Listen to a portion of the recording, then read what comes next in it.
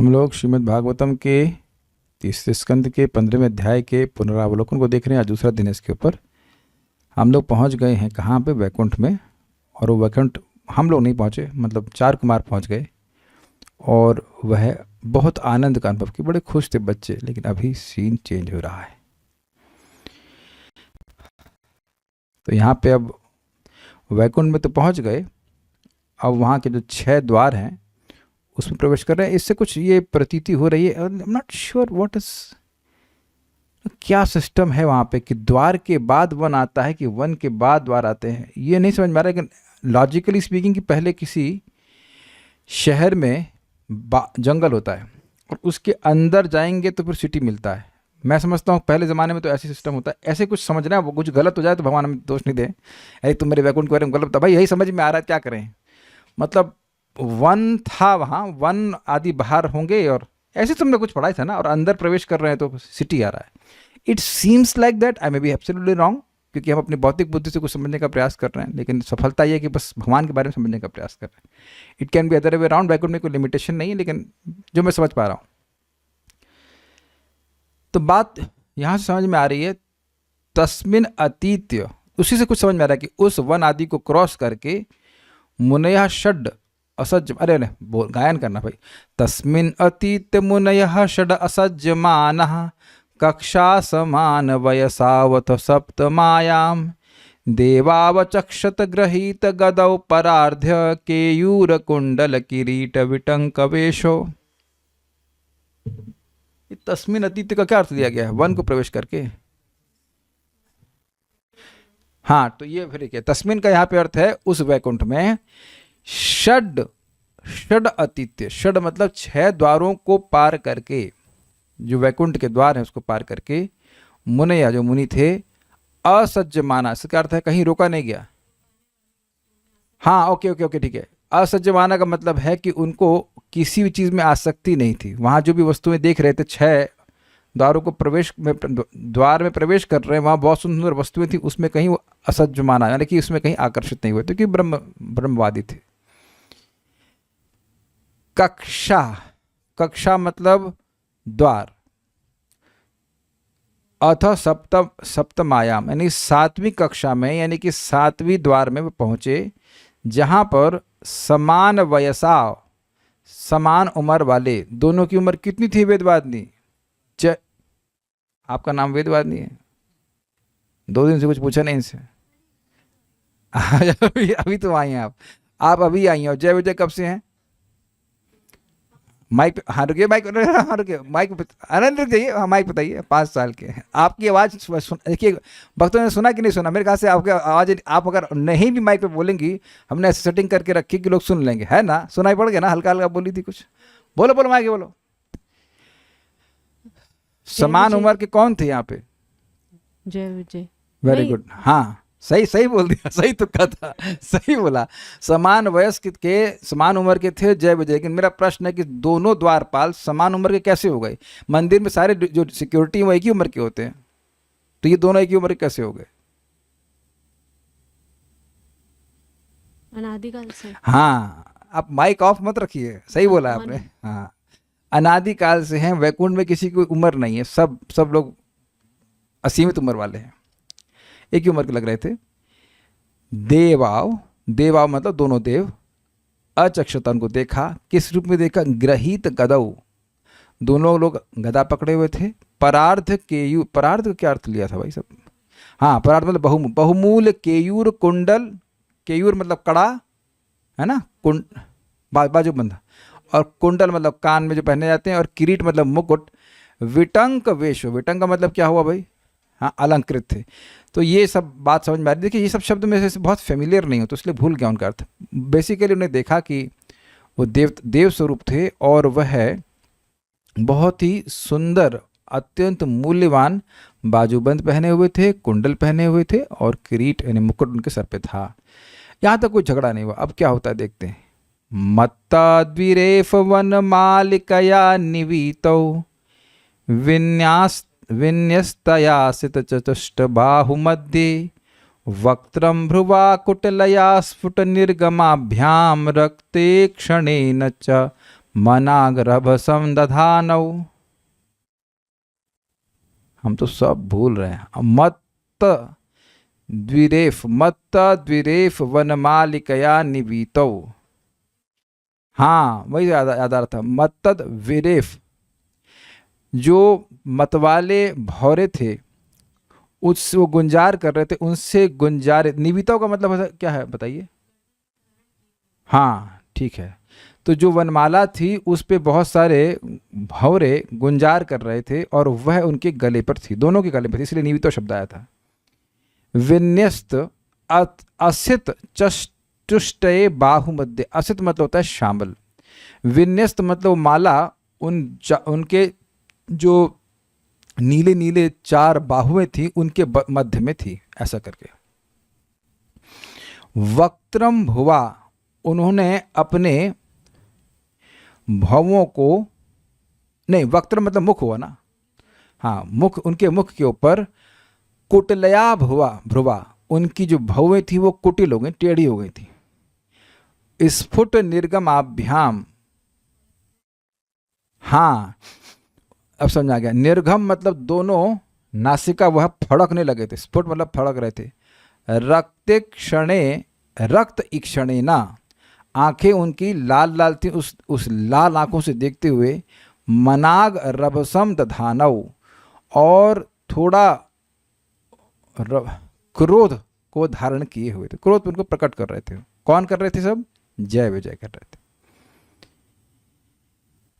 फिर क्या होता है? द्वार्ये तयोर निविशुर मिशतोर अपृष्ट्वा पूर्वा यथा पुरट वज्र कपाटिकायाः सर्वत्र ते विषमया मुनयः स्वदृष्ट्या ये संचरन्ति अविहिता विगताभिशंकाः।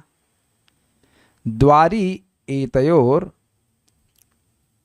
हाँ, निविविशु मिशतः अपृष्टवा। एतयोर मतलब इन दोनों के, जय विजय के, मिशतः यानी देखते हुए, है ना, देखते देखते, हम धीरे धीरे जा रहे हैं, गलती नहीं होनी चाहिए। इन दोनों के देखते देखते वह उस द्वार में निविवेशुर प्रवेश कर गए, है ना। लेकिन जाने का स्टाइल क्या था? अपृष्टवा, पूछे नहीं। क्यों नहीं पूछे? कह रहे हैं पूर्वा यथा, जैसे पूर्व के 6 द्वारों में किसी से नहीं पूछे, ऐसे यहाँ भी नहीं पूछे। भाई उनके लिए अंडरस्टूड था कि ये भी इनसे जब पहले नहीं पूछा गया है तो यहाँ क्यों पूछेंगे, ये बात है। सारे टोल बूथ खुले हैं तो इसे ही क्यों बंद किया जाएगा? ये आप विचार के लिए, मान लीजिए यमुना एक्सप्रेस से आप नोएडा जाएं, एक टॉल बंद है, दूसरा टॉल बंद है, मान लो 2-3 आते हैं, मान लो 4 आए, 3 बंद हैं, तो चौथा वाला टॉल मांगेगा तो आप प्रश्न नहीं करेंगे भाई पीछे 3 वाले पागल हैं कि जब छोड़े दिए जा रहे हैं और वहाँ लोग हैं। ऐसा नहीं कि वहाँ लोग नहीं है, खाली पड़ा है, वहाँ लोग हैं, हमको छोड़ दिए, तो तुम काहे बोल रहे हो? तो स्वाभाविक सी बात है। पुरट वज्र कपाटिकायाः, वो द्वारों की विशेषता बता रहे हैं, कैसे हैं वो? वज्र, वज्र का मतलब होता है हीरे, और पुरट का क्या मतलब है? स्वर्ण। स्वर्ण और हीरे से युक्त जो कपाट थे, या स्वर्ण के बने हुए हीरे से युक्त कपाट थे, उस द्वार में वे प्रवेश करके, यानी कि पॉइंट, पहली लाइन का अर्थ हुआ कि उन द्वारपालों को बिना पूछे और उनके देखते ही देखते। ये भी इंटरेस्टिंग बात है, ऐसा नहीं है कि जय वजह कहीं और देख रहे हैं चुपके से घुस गए हों। यह भी होता है, हम लोग भी द्वार पर काम किए हैं सदम हॉल में, तो कहीं ध्यान छुप गया, उतने में व्यक्ति घुस गया, देखे कि नहीं आप इसको, हम लोग घुस जाते हैं। लेकिन ऐसा नहीं, तब भी उतना गुस्सा नहीं, चलो चुपके से निकल गया, लेकिन ऐसा नहीं, उनके देखते हुए नहीं, धृष्टता का प्रमाण दे रहे हैं कि हम तुम हो कौन, मतलब एक्चुअली हो कौन वाली बात भी नहीं थे, वो उनके मन में भाव ही नहीं था कि हमें कोई रोकेगा, आज तक कहीं कोई रोका ही नहीं। तो उनसे बिना पूछे हुए प्रवेश कर गए उस स्वर्णमय द्वार में। तो प्रश्न होगा भाई क्यों ऐसे गए, टिकट का पालन क्यों नहीं किए, क्यों नहीं पूछे? तो कहते सर्वत्र ते अविषमया मुनयः स्वदृष्टया, अपनी दृष्टि के द्वारा। कैसी दृष्टि? ते मुनया, वे मुनि अपनी दृष्टि के द्वारा सर्वत्र, कैसी दृष्टि? सर्वत्र अविषमया, अविषमया शब्द है, जिनकी दृष्टि थी वह हर जगह अविषम थी। ये मेरा घर है, ये दूसरे घर है, ऐसा कोई भावना नहीं थी। देखिए, दूसरे के घर को अपना माने, तो उसमें आप कह सकते हो कि भाई सर्वत्र सम रहना, लेकिन फिर अपने को घर को भी अपना मत मानिए। हम ये कहेंगे कि सामने वाला घर वाले के घर में भगवान लोग घुस रहे हैं बिना पूछे, कहीं भी तो भगवान का घर है। Very good. तो अब आप अपने घर को कितना मानते हो? आपके घर में कोई घुसेगा तब भी आप कहेंगे भगवान का घर आओ। तो मैं समझा पा रहा हूं? लोग कभी कभी कहते हैं सब कुछ भगवान का है, भगवान का है। तो ठीक है, भगवान का है, लेकिन तुम वाकई दृष्टि रख रहे हो तो तुम्हारा भी वस्तु भगवान की हुई ना। तुम्हारे घर में तो तुम लॉक लगा रहे हो, दूसरे घर में कहो कि नहीं सब भगवान का, घुसने दो हमको। ये है ना। तो ना तो वो अपना कुछ मान रहे हैं ना सामने वाले को, सब उनको दिख रहा है सब कुछ भगवान का है, तो इसमें रोकेगा ही क्यों? जैसे वरुण प्रभु, आप कभी मजाक कर रहा हूँ उसके लिए, आप कभी ऐसा किए हो कि यमुना एक्सप्रेस वे में खड़े हो गए कहें जाओ मत, आओ ये हमारा रास्ता है, ये हमारा रास्ता? कभी हम लोग ऐसा बोल सकते हैं, खड़े हो जाए? ये क्या है भाई? तुम्हारा रास्ता कब से हो गया? कोई भी व्यक्ति पूछेगा ना भाई आपका रास्ता कहाँ से हो गया? तो वहां हम लोग कभी सोचेंगे ही नहीं ना रोकने के लिए। तो ये सोच रहे भाई ये तो भगवान का स्थान है, यहाँ ये भगवान के सभी अंश हैं, ये तो इतना गीता तो पढ़ के आए हैं वो, तो अब हमें क्यों रोका जाएगा? हम भी तो भगवान के अंश हैं। That's a very simple point है, हमें क्यों रोका जाएगा?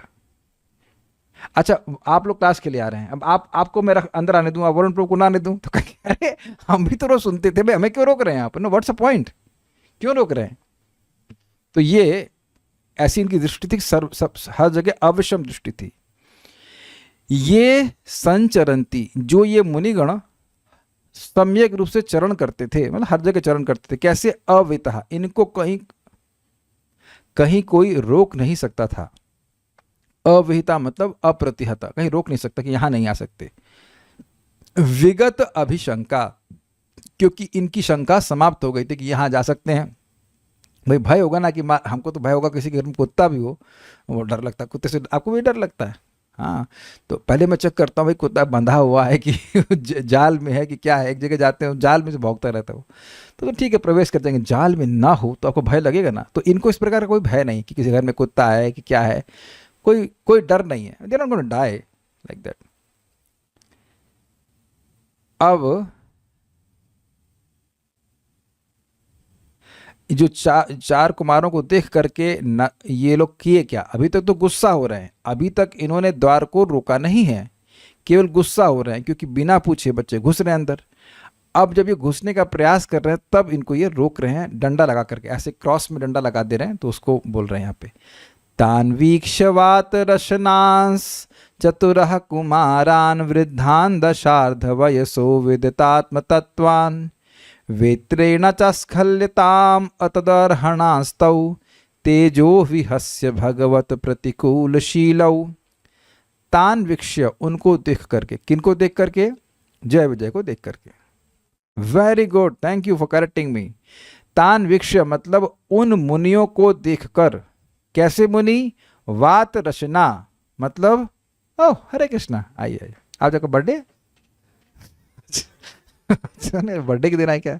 अच्छा नहीं, ये प्रभु जी बात तब आएंगे जब वो ऑडिट करने की क्लास 15वां अध्याय खत्म किए कि नहीं किए? अच्छा ठीक है, आइए, तो स्वागत है। वात रचना, वो कपड़ा पहने थे हवा का तो मतलब बेसिकली कुछ नहीं पहने थे। आपको याद है पहने थे वो क्या पहने थे?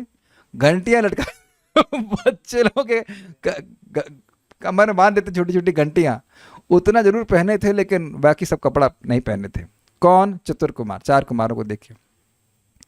वृद्धान, जो अत्यंत वृद्ध थे, सभी से वृद्ध थे, मतलब भौतिक जगत में सबसे वृद्ध थे, लेकिन दिख कैसे रहे थे? 10 प्लस अर्ध वयस, यानी कि 10 का आधा, यानी 5 साल के वे दिख रहे थे। अच्छा, तो बच्चे हैं? कहते नहीं, विदित आत्म तत्वान, वह आत्म तत्व को जानने वाले थे, आत्म साक्षात्कारी थे। तो किए क्या? इतने गुण बता करके किए क्या? एक्चुअली ये जो पहली लाइन है ये इनके परस्पर विरोधी गुणों का वर्णन कर रहे हैं। कपड़ा नहीं, परस्पर परस्पर विरोधी तो नहीं कह सकते, लेकिन अजीब से गुण है। मतलब कपड़ा नहीं पहने हैं, और वृद्ध भी हैं, और 5 साल के दिख रहे हैं। क्योंकि भाई मान लो कोई 5 साल का बच्चा, हाँ आइए सरकार, अब कोई सरकार बोले, पिताजी बोले, पिता महा बोले, है ना, डजंट मेक सेंस। तो कंफ्यूजन करने वाला हो जाएगा। कोई देखें आप 5 साल का बच्चा जो वृद्ध कहलाए? किसी 5 साल के बच्चे को वृद्ध कहा जा सकता है? बताइए। मान लीजिए आपके पिताजी 5 साल के दिखने लग जाए, तब आपको शौक नहीं लगेगा ये क्या हुआ? 5 साल के हो गए। तो ये है ही अजीब सी बात। 4 कुमारों जैसा कोई व्यक्ति देखे भी तो नहीं है। तो किए क्या? वेत्रेणा च अस्खलिताम। वेत्रेणा मतलब अपने वेत्र के द्वारा, वेत्र मतलब डंडे के द्वारा, अस्खलिताम आगे नहीं जाना, फिसलना मत फिसल के आगे मत चले जाना, इसके आगे नहीं जा सकते, ऐसा वो कहे। यद्यपि तौ अतदर अर्हणास, अर्हण मतलब योग्य और अतदर्हण मतलब ऐसे बर्ताव के, ऐसे अपमान के वे 4 कुमार योग्य नहीं थे। तेजो विहस्य, क्या अर्थ है इनका? तेज पर हंसते हुए, यही अर्थ है इसका। हाँ, तेजो विहस्य मतलब उन 4 कुमारों के तेज का वह उपहास करे। तो प्रश्न हो गया, भाई ब्राह्मणों का उपहास तो भगवान नहीं करते हैं, तो भगवान के अनुचर ऐसा कर दिए कैसे? तो कहते हैं भगवत प्रतिकूल शीलो, जो भगवान विष्णु का सुंदर स्वभाव है कि ब्राह्मणों से बहुत प्रेम करते हैं, उनको बहुत सम्मान देते हैं, उसके प्रतिकूल स्वभाव वाले ये द्वारपाल थे।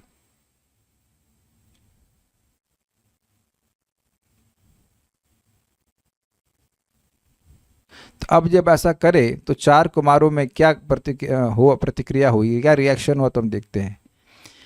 ताभ्याम मिषत्सु अनिमिषेषु निषिध्यमाना स्वरहत्तमा हि अपि हरे प्रतिहार पाभ्याम ऊचु सुहृत्तमदिदृक्षत भंग ईशत कामानुजेन सहसात उपप्लुताक्षः।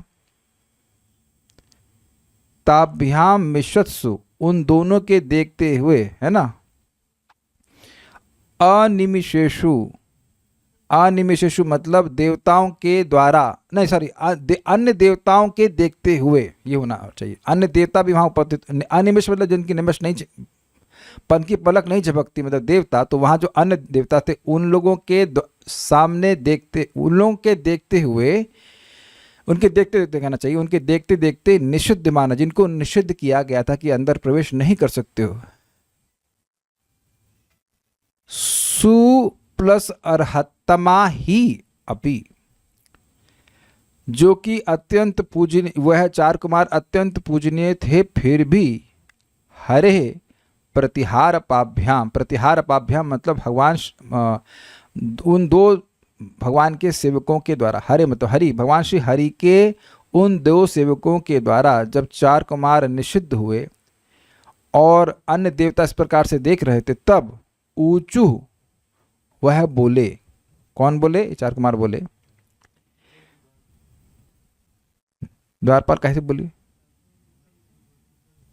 उसके बाद मुनिया ऊचू है ना, तो ऊचू लिंक करो भाई, ऊचू, नॉट द्वारपाल ऊचू, मुनिया ऊचू, ये बहुवचन में ऊचू। ऊचू बोले, 4 कुमार बोले।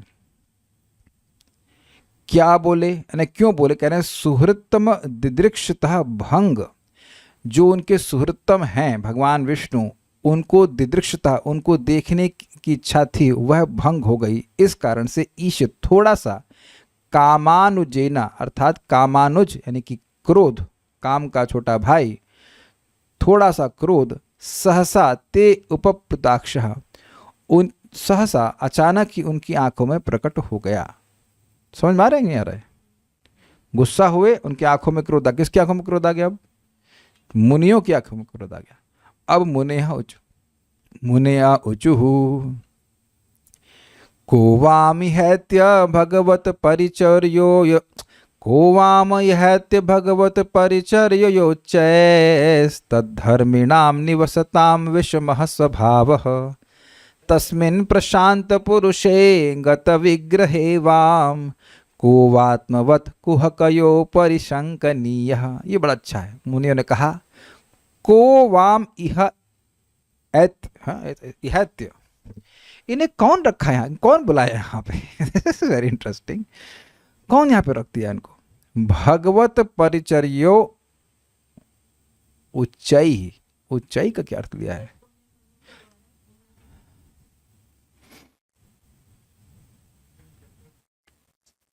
को वामिहत्य, हाँ ठीक है। यहाँ को वामित, इनको यहाँ कौन बुलाया, कैसे कौन रहने दिया, कैसा स्थान है?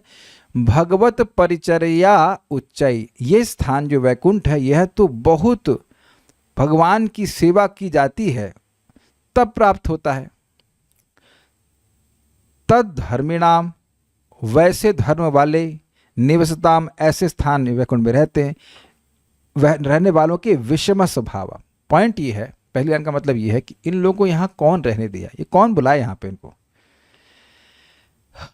क्यों भाई, क्या दिक्कत है? कह रही जो वैकुंठ है ये उन लोगों को प्राप्त होता है जो भगवान की सेवा खूब अच्छे से करते हैं। तो ऐसे धर्म वाले लोग जो भगवान की सेवा खूब अच्छे से करते वो यहाँ पे रहते हैं, तो ये लोग उनके विषम स्वभाव वाले हैं। ये जय विजय नाम नहीं जान रहे हैं, लेकिन ये जो दो लोग हैं इनके विषम स्वभाव वाले हैं, विपरीत स्वभाव वाले। क्यों ऐसा कहते हैं? तो कह रहे तस्मिन प्रशांत पुरुषे, उन भगवान विष्णु में जो प्रशांत हैं, पुरुष हैं, गत विग्रहे, इसका क्या मतलब भाई? हाँ ओके, ये शब्द ना बड़े अद्भुत है। विग्रह का अर्थ मन में फॉर्म आ रहा है, बड़े डिफिकल्ट शब्द, इनके अलग, इनके जो नॉन फेमिलियर मीनिंग्स हैं उस कारण से मुझे कठिनाई हो रही है। गत विग्रह, विग्रह का मतलब शत्रु। गत विग्रह, भगवान विष्णु का कोई शत्रु नहीं है। अब देखिए विग्रह का शत्रु कैसे हो सकता है? आप क्या उम्मीद कर रहे हैं मैं याद कर रखूंगा? ऐसा नहीं हो सकता, not possible, it's just too difficult, actually difficult. गत विग्रह, विग्रह का अर्थ हम हमेशा रूप देखते हैं ना, तो गत विग्रह का भी अर्थ है गत शत्रु, भगवान विष्णु का कोई शत्रु नहीं है। वाम को वा आत्मवत कुहकयो परिशंकनीय, ये इंटरेस्टिंग है। कुह का मतलब होता है कपट, और परिशंकनीय मतलब खूब शंका करने वाले। तो ये कह रहे हैं कि इस वैकुंठ में भगवान का कोई शत्रु तो हो नहीं सकता है, और जो लोग यहाँ पहुँचते हैं वह सब, ये सब स्थापित बात है कि भगवान की खूब सेवा करके पहुँचते हैं। तो जब भगवान की सेवा करके वैकुंठ पहुँचेंगे तो वहाँ पहुँच के शत्रु बन जाएंगे? अकल है कि नहीं? ये तो सोचने वाली बात है। आप लोग खूब मर मर के भजन कर रहे हैं ना, खूब भजन कर रहे हैं, वहाँ पहुँच करके तलवार चलाएंगे भगवान विष्णु पे? अंडरस्टूड की बात नहीं चलाएंगे। तो ये प्रश्न ही क्या है? अभी देखो ना प्रैक्टिकल, हम अपने दरवाजे में लॉक कहीं नहीं लगाए हैं, यहाँ कौन आएगा इस समय? क्यों आएगा बताइए? यहाँ मतलब पैसा मांगने तो आता है, पैसा ही नहीं मेरे पास, तो देंगे कहाँ से? और if anyone will come, he has to hear कथा ना। जो कथा सुनने के लिए आया वो मेरे से द्वेष तो ना कर रहा है। आप लोग कल महाराज क्लास में गए थे तो क्या वहां सिक्योरिटी लगी हुई थी? ऐसे ही बड़ी मुश्किल से कोई कथा सुनने आता है ना, तो कथा सुनने का चक्कू मारेगा वो। क्यों बंद करना? प्रैक्टिकल देखिए, अगर मैं इस समय दरवाजा बंद कर लूं तो आप आश्चर्य करेंगे ना, काहे दरवाजा बंद कर रहे हैं? या मैं इस मीटिंग को लॉक कर दूं तो आप कहेंगे ना, आश्चर्य करेंगे, काहे मीटिंग लॉक करो, यहाँ कौन आएगा आपका शत्रु? चैट तो आपने ऑफ कर रखी, तो मतलब ऑफ एवरीवन के लिए ऑफ कर, क्या करेगा बताइए? Does that make sense? क्यों ही सुनने आएगा इसमें, क्यों मीटिंग में आएगा? वही मीटिंग में आएगा जिसके पुण्य फलीभूत हो रहे हैं। बिकॉज जानते हैं आप, पुण्य बिना तो श्रवण इच्छा न उत्पन्न, पुण्य के बिना इच्छा ही उत्पन्न नहीं होगी। गाली देने के लिए आने की इच्छा भी नहीं होगी ना। क्यों आएगा भाई? भागवत क्लास में क्यों आएगा बताइए? है ना, भगवान इस प्रिया ही नहीं देंगे उसको आने की। ये बहुत लॉजिकल बात है कि आप क्या समझ नहीं रहे हो? मतलब उन्हें बोले नहीं है, लेकिन वो बोले हैं, मतलब उनको नहीं बोल, देर वो बोल रहे हैं, ऑब्वियसली बोल रहे हैं, लेकिन वो एक प्रश्न उठा रहे हैं कि आपको समझ में नहीं आ रहा है कि यहाँ कोई व्यक्ति आएगा तो वो भगवान की सेवा करके ही आएगा। तो जब सेवा करके आया वैकुंठ, तो वहाँ झगड़ा करेगा क्या वहाँ पे? तो काहे आप रोक रहे हैं? इतना तो पता होना चाहिए ना आपको। तो अब बड़ा मजेदार बात कह रहे हैं को आत्मवत कोह कयो। ये लगता है कि यही लोग कपटी हैं, कपट करके किसी तरह जोड़ जुगाड़ से वैकुंठ पहुंच गए, तो इसीलिए अपने जैसा अन्य लोगों को देख रहे हैं, शंका कर रहे हैं कि लगता है कि कहीं ये लोग भी तो कपट करके नहीं पहुंच गए हैं। लॉजिक समझे आप? चार कुमार ये कह रहे हैं कि लगता है भाई, शंका और कोई तो शंका किया नहीं, बाकी 6 तो रोके नहीं, 6 द्वारों पे जो द्वारपाल हैं ये लोग रोक रहे हैं। तो आत्मवत मन्यते जगत, इस न्याय के अनुसार कि जैसा व्यक्ति होता है वैसा ही वो दूसरों को समझता है, उसी कारण से लगता है कि यही लोग कपटी हैं। इसी कारण से हम पर शंका कर रहे हैं कि हम लोग भी कपट के द्वारा वैकुंठ की प्राप्ति की है। Is it okay?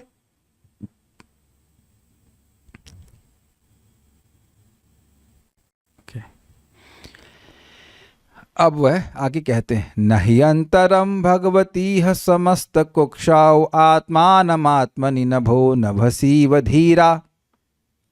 पश्यन्ति यत्र युवयोः सुरलिंगनो किम व्युत्पादितं हि उदरभेदी भयं यतोस्य।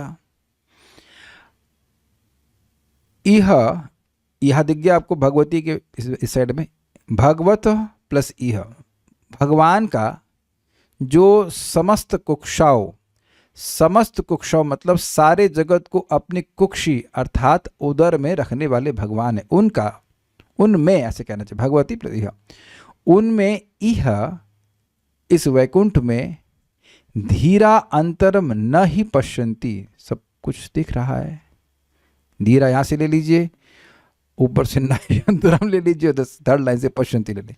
जो धीर पुरुष हैं, जो विवेकी हैं, या कह लीजिए कि जो इंद्रिय संयमी हैं, वह उन भगवान में कोई अंतर नहीं देखते हैं। क्यों? तो कह रहे आत्मानम आत्मनि नभो नभसि इव, आत्मा का आत्मा में, भगवान सच्चिदानंद हैं और जीवात्मा भी सच्चिदानंद है, तो उस आत्मा में और भगवान में कोई भेद नहीं देखते हैं। जैसे नभो नभसि इव, जैसे घटाकाश में, घट में एक आकाश है, घड़े में, और बाहर भी आकाश है, तो उसमें जो मतलब धीर पुरुष है वह भेद नहीं देखता है। अब इसका अर्थ ये नहीं कि जीवात्मा भगवान हो गया, लेकिन गुणात्मक रूप से जीवात्मा और भगवान में भेद नहीं है, ये बात बोल रहे, तो समझते ही हैं आप लोग। लेकिन तो अभी लोग ज्ञानी बैकग्राउंड से आए तो ज्ञान तो प्रस्तुत करेंगे ही अपना। यत्र, जिन भगवान में, जहां भगवान में, युवयो, तुम दोनों, है ना, ये अर्थ है युवयो का, तुम दोनों, सुरलिंगन, देवताओं के चिन्ह वाले, देवता नहीं हो, देवताओं का वेश धारण किए हो। किम, क्यों, किम का मतलब क्यों, व्युत्पादितम ही उदर भेदी भयम, यतः अस्य, अस्य मतलब इन भगवान में, जिनमें धीर पुरुष कोई भेद नहीं देखते हैं, तुम उनमें उदर भेदी भयम को क्यों, भय को क्यों उत्पादित कर रहे हो। उदर भेदी भय क्या है? उदर भेदी भय का मतलब हुआ कि मान लो कोई राजा है, तो उस राजा की बड़ी सिक्योरिटी रहती है कि नहीं? क्यों? क्योंकि हो सकता है कि कोई दुश्मन आ करके उस राजा का उदर अर्थात पेट फाड़ दे। तो क्या सोच रहे हो तुम उत्पादित किए उस भय को कि हम लोग जाएंगे और भगवान विष्णु का पेट फाड़ देंगे, इसी तो रोक रहे हो ना। भगवान विष्णु को कोई भय नहीं है, तुम लोग उत्पादित कर रहे हो। देखिए, इसको थोड़ा समझिए। कभी कभी किसी व्यक्ति में कोई दोष नहीं होता है, लेकिन हल्ला करने वाले होता है ना, रूमर समझते, रूमर्स कर, अरे ये हो गया, ये हो गया, ये हो गया, ये हो गया।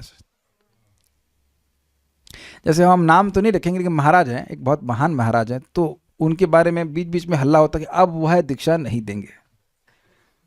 अब पता नहीं, और उसके बाद सुनते हैं कि फिर वो दीक्षा महाराज दे देते हैं। महाराज तो दयालु वो दे देंगे, लेकिन जो शिष्य हैं या कोई और भी होंगे, वो हल्ला कर देंगे कि नहीं, वो नहीं दे रहे। इवन हमारे गुरु महाराज के लिए बोल दे कि नहीं नहीं देंगे, फिर महाराज दे देते हैं। तो हम नाम कुछ नहीं बोल रहे हैं, आप लोग जो नाम स्वीकार करना जैसे कर लीजिए, लेकिन ये महाराज लोगों के बारे में बोल देते नहीं नहीं नहीं। हाँ, ये तो हम नाम ले सकते हैं, बड़ी मज़ेदार घटना है। वो कोरोना का समय था, तो महाराज श्री के परम पूज्य राधा गोविंद महाराज के स्वास्थ्य को देखते हुए शिष्यों ने कहा कि अब जो पर्सनल सर्वेंट्स ने कहा कि अभी महाराज से नहीं मिल सकते, तो महाराज के भक्तों से मिलने की इच्छा थी। और महाराज की इच्छा था कि भक्तों से मिले। तो महाराज पूछे कि कोई आ क्यों नहीं रहा है। तो बोले कि महाराज ये कोरोना के चक्कर में थोड़ा सा रोक दी है, तो मतलब नहीं आ रहे। तो महाराज बोले फिर तुम क्यों आ रहे हो? तुमको भी नहीं आना चाहिए। महाराज बड़े विनोदी करे, आप क्यों आ रहे हैं? आप भी, अभी बीमारी तो कोई भी ला सकता है ना। तो बहुत बार ऐसा लोग हल्ला कर देते हैं कि ये हम गलत तो नहीं, कोई अपराध तो नहीं कर रहे, ऐसा देखा जाता है। ऐसा मतलब जो हाँ बिहाफ पे बोलना शुरू कर देते हैं, जबकि ऐसा कुछ भी नहीं होता है। ऐसा कुछ भी नहीं, ऐसे जैसे पता नहीं मेरे बारे में लोग कुछ बोलते हैं, प्रभु जी पहले बहुत स्ट्रिक्ट थे। मैंने कहा बहुत स्ट्रिक्ट तो क्या मतलब? हम सुबह उठने के लिए सभी को बोलते हैं। आप मना कर दिया क्या सुबह उठने के लिए? मैंने, आप लोग कहीं हल्ला उल्ला तो नहीं करेंगे प्रभु जी आप सुबह उठने के लिए मना करते हैं? कोई सुबह मत उठिए आप। क्यों श्री वल्लभा माता जी कोई डांट वाट पड़ी थी क्या कुछ आपको? कुछ दिन पहले पड़ी थी ना, तो उतने ही स्ट्रिक्ट है। मतलब अगर स्ट्रिक्टनेस सुबह उठने के लिए बोलने के लिए बात करी जाए तो उतना तो हम जैसे पहले तो अभी उसमें कोई नई बात तो है नहीं। अपने मन से लोग हल्ला कर रहे प्रभु जी, तो ऐसे लग रहा है कि गोली मार देते कुछ। Is it not? I was just same, not little bit more soft, but not ऐसा नहीं कि बहुत ज़्यादा कठोर थे, ऐसा कुछ भी नहीं था। तो आप देखेंगे कि जगत में लोग हल्ला कर ही देते हैं, अपने मन से हल्ला कर देते हैं। प्रभुपाद भी प्रभुपाद से बड़ा मज़ेदार हुआ। प्रभुपाद जी कहते हैं कि ये लोग कहते हैं प्रभुपाद सेड, मैं तो सारी कुछ चीज़ें नहीं कहा अपने मन से प्रभुपाद सेड। तो इसी तरह से आप समझ गए आशय क्या है कि भाई व्युत्पादित मतलब आप जबरदस्ती उत्पादन कर रहे हो। भगवान में तो ऐसा कोई भय है नहीं। कोई न्यूज़ है आपको भगवान मर गए? तो भगवान का मरने का भय तो है नहीं, तो आप काहे इतना घबरा रहे हो कि हम कुछ कर देंगे, ये बात है। आपको पता ही है ना कि जब वो विभीषण आए थे तो भगवान श्री राम कहे कि भाई देखो, ये करे असुर होगा या भेद लेने आएगा तो हमें क्या डर है। लक्ष्मण जी अपने बाण सारे असुरों को मार सकते हैं, तो भगवान को तो कोई भय नहीं है। उनके चरणों में आश्रय लेकर सबको निर्भयता प्राप्त होती, तो उनमें भय उत्पन्न कर रहे हो, क्यों कर रहे हो? Point is that. ठीक है, अब यहां पे वह उनको श्राप दे रहा है। तद्वाम अमुष्य परमस्य विकुंठ भर्तु कर्तुम प्रकृष्णमिह धीमहि मंदधिभ्याम लोकानितो व्रजतमंतर्भाव दृष्टिया पापीय शस्त्रय में रिपवोयस्य यत्र। तद वाम का अर्थ क्या लिया है? वाम बार बार आ रहा है, दोनों, तुम दोनों, हाँ ये ना। तद वाम अमुष्य, तुम दोनों, तद वाम मतलब उस स्थान को, तुम दोनों, अमुष्य परमस्य विकुंठ भर्तु। अमुष्य मतलब इन भगवान के, परमस्य जो परम है उनके, वैकुंठ भर्तु अर्थात वैकुंठ के जो पालक हैं भगवान विष्णु, उनके मंद दिव्याम, मंद बुद्धि वाले जो सेवक तुम दोनों हो, उनका प्रकृष्टुम कर्तुम। प्रकृष्टुम का मतलब प्रकर्ष करने के लिए, तुम्हारा अच्छा करने के लिए। यह धीमहि, हम लोग यहाँ विचार कर रहे हैं कि तुम्हारा कल्याण कैसे होना चाहिए। ठीक है, सोच लिए, थोड़े शांत हुए, अब बोल रहे हैं कि क्या करना चाहिए। लोकान इतो व्रजतम, तुम उन, इतः मतलब इस वैकुंठ से तुम उन लोगों को व्रजतम चले जाओ। क्यों चले जाएं? अंतर्भाव दृष्टिया, तुम्हारे हृदय में अंतर मतलब भेद, भाव मतलब दृष्टि है क्या? नहीं, ना ना ना ना ना, भाव का मतलब है सत्ता, अंतर की सृष्टि करने वाली दृष्टि, भेद की सत्ता वाली दृष्टि के द्वारा, जहां पर पापी शस्त्र में, तीन प्रकार के पापी, कौन? काम, क्रोध और लोभ, यह शत्रु के रूप में विद्यमान रहते हैं। अस्य मतलब इस जीवात्मा के, समझा पा रहा हूं कुछ? कि तुम लोगों का कल्याण करने के लिए हम कुछ सोच रहे हैं, तुम्हारे पास तो अपना कल्याण करने के कुछ है नहीं, मंदधी हो तुम। दिस इज एक्चुअली देखा जाता है बड़ा बहुत टफ वर्ड्स हैं। वैकुंठ में इस तरह की बात तो कोई बोलता नहीं है कि तुम मंदधी हो, कम बुद्धि वाले हो। जो व्यक्ति अनादि काल से भगवान को देख रहा है वो कम बुद्धि वाला है। अपराध है एक दृष्टि देखिए, जो एटलीस्ट जो बोल रहे हैं वो बहुत खराब बोल रहे हैं, बहुत खराब बोल रहे हैं। कोई नित्य सिद्ध पार्षद है, उसको वैसे बोलना तो इट्स वेरी बैड, यानी हो जो भी है। तो कह रहे हैं ऐसे लोगों को, नहीं भौतिक जगत में ऐसे लोगों को चले जाओ, जहाँ चले जाओ क्योंकि तुम अंतर की सृष्टि करने वाली दृष्टि से युक्त हो। अंतर की सृष्टि मतलब तुम यहाँ भेदभाव की सृष्टि कर रहे हो, तुम देख रहे हो कि कोई शत्रु है, कोई मित्र है, ये सब यहाँ चलता नहीं है, तो तुम कर रहे हो। इसलिए ऐसी जगह चले जाओ जहाँ पर ये, तुम यहाँ पे शत्रुता की सृष्टि कर रहे हो ना, तो तुम ऐसे लोगों में चले जाओ जहाँ पे ये तीन प्रकार के शत्रु हैं, काम, क्रोध और लोभ। अब जब चार कुमारों के श्राप को वो सुने तो ये समझ गए कि यह कोई असुर नहीं है, अपितु यह तो ब्राह्मण है। तो वह बड़े कातर होकर के उनके चरणों में गिर पड़े। कौन गिर पड़े? जय विजय चार कुमारों के। तेषामितीरितम भाव अवधार्य घोरम तम ब्रह्मदंडम निवारणमस्त्र पूगैः सद्यो हरेरनुचराव उरुभिभ्यतस्तत् पादाग्रहावपतताम अतिकातरेणाम। तेषाम इति ईरितम, उनके द्वारा इस प्रकार से, इति मतलब इस प्रकार से, ईरितम बोले जाने पर, उभव वह दोनों, अवधार्य घोरम जिसको, अवधार्य मतलब वह सुने, उसको समझ गए, घोरम तम ब्रह्मदंडम, उस घोर ब्रह्मदंड को, ब्रह्मदंड मतलब ब्रह्मशाप को, इस कारण से अनिवारणम अस्त्र पू गए, अस्त्र समूहों के द्वारा भी जिसका निवारण करना संभव नहीं था, उस ब्रह्मशाप को वह सुने। सद्यो और तुरंत ही, हरेर अनुचराओ वह दोनों हरि के अनुचर, हरि के सेवक, उरुभिभ्यतस वह अत्यधिक भयभीत हुए, ततः पादग्रहाव और उन दोनों के चरणों को पकड़कर, अपतताम गिर पड़े, अति कातरेण, अति कातरता, हेल्पलेसनेस के भाव में वह उनके चरणों में गिर पड़े, क्योंकि उनके शाप का निवारण नहीं हो सकता था।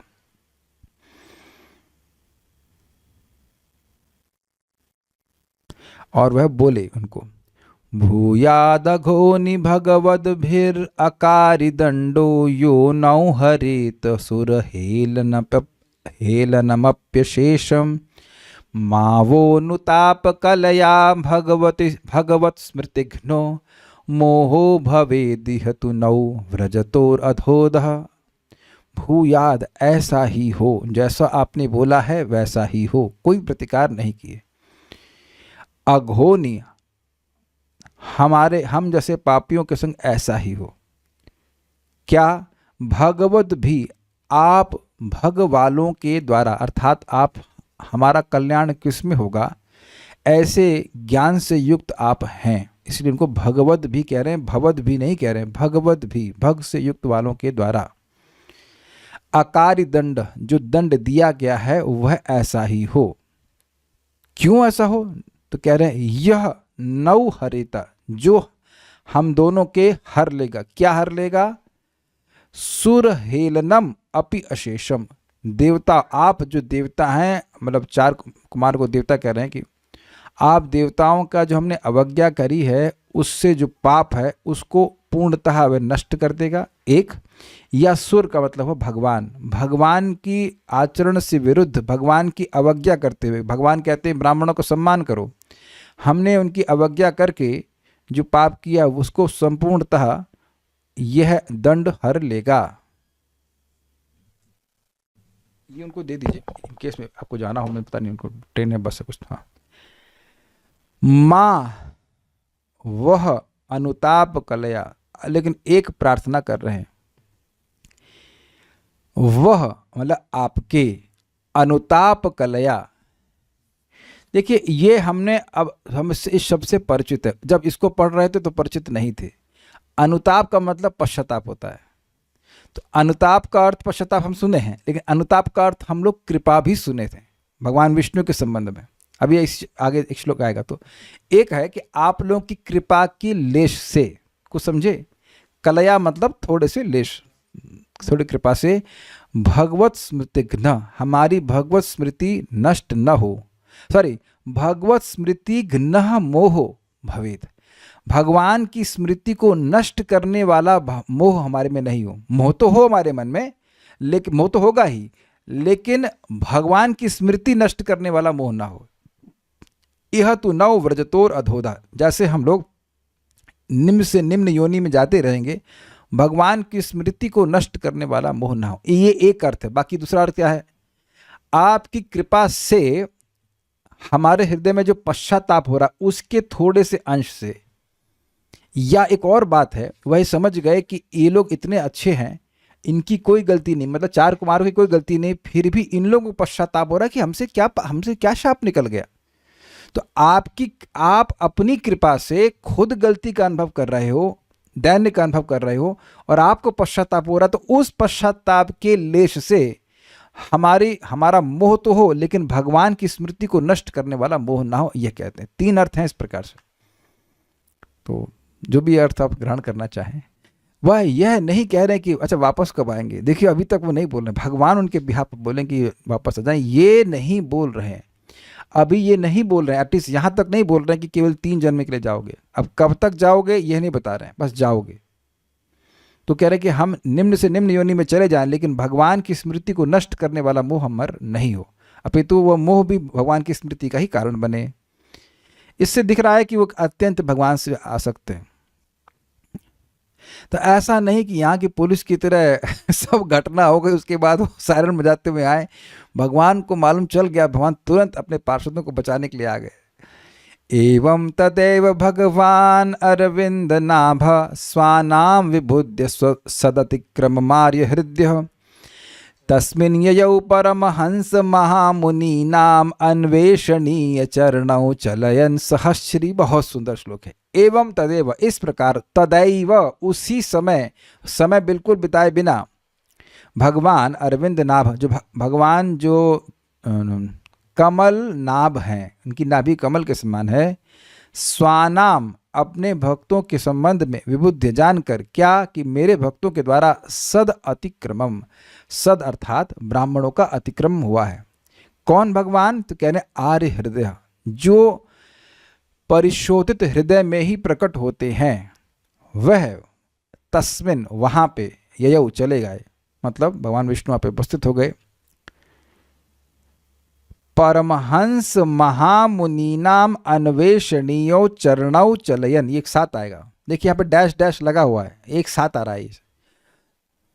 कैसे आए? तो कह रहे हैं कि उन चरणों पर चल करके आए जो परमहंस महामुनियों के द्वारा खोजे जाते हैं। जिन चरणों की खोज में महामुनि परमहंस लोग अपने चरणों पर इधर से उधर भटकते हैं। कुछ लैंग्वेज समझ में आ रहा है? इधर से उधर जाने के, उन गुरु जी के पास चलते, वहां से कुछ कृपा मिल जाए, वहां कहाँ मिलेंगे भगवान के चरण। तो इस प्रकार से खोजते खोजते हुए चलते हैं। तो वो क्या खोज रहे हैं? वरुण प्रभु क्या खोज रहे हैं? चरण भगवान के खोज रहे हैं, चरणों के बारे में बोल रहे हैं। वह उन चरणों से चलते हुए आए, और अकेले नहीं आए, लक्ष्मी जी के साथ भी आए। क्या क्या कुछ याद है कि लक्ष्मी जी को साथ में क्यों लेके आए? एक, हम जहां हम फंस जाएंगे वहां बताना। एक कारण यह था कि बच्चे माँ को देख के शांत हो जाते हैं ना, बच्चे नहीं, एक कारण ये था कि भाई ये आजीवन ब्रह्मचारी रहे, ब्रह्मचर्य में खंडितम, तो माता जी को देख के संकुचित हो जाएंगे, गुस्सा नहीं करेंगे। तो यह भी एक कारण था। एक कारण यह था कि लक्ष्मी जी को कौतुक था कि ये भगवान विष्णु उनको बोलेंगे क्या, और आप देखना अगले अध्याय में जबरदस्त बातें बोलेंगे, बहुत अच्छी अच्छी बातें बोलेंगे। तो लक्ष्मी जी खुद ही हो ली उनके साथ में कि भाई क्या है। और क्या कारण था? हाँ, ये बहुत अच्छा पॉइंट था, thank you for reminding me, कि भाई यद्यपि यह तो निष्काम डिवोटी हैं, लेकिन हो सकता है, देखिए कुछ दीजिए तब हम शांत होंगे। होता है ना, ब्राह्मणों को खिला देते, हाँ अब शांत होंगे। जैसे वेदवादिनी को बहुत अच्छी ट्रिक मालूम चल गई, जब मैं गुस्सा हो जाता हूँ तभी कुछ नहीं बोलती, अच्छा खाना बना देती है, उन्होंने कहा तुम चीटिंग हो, चीटिंग करती हो, तुमको पता है कि अच्छा खाने खा लेंगे तुम शांत हो जाएगी। तो नो, अब हमको तो निष्काम है नहीं, निष्काम होते तो अलग होता है स्थिति। तो प्रसाद खाना ठीक है। Now I am happy. तो अब हो सकता हो कि कुछ चाहते हो कि कुछ मांगेंगे तो लक्ष्मी जी दे देंगे व्यवस्था करके।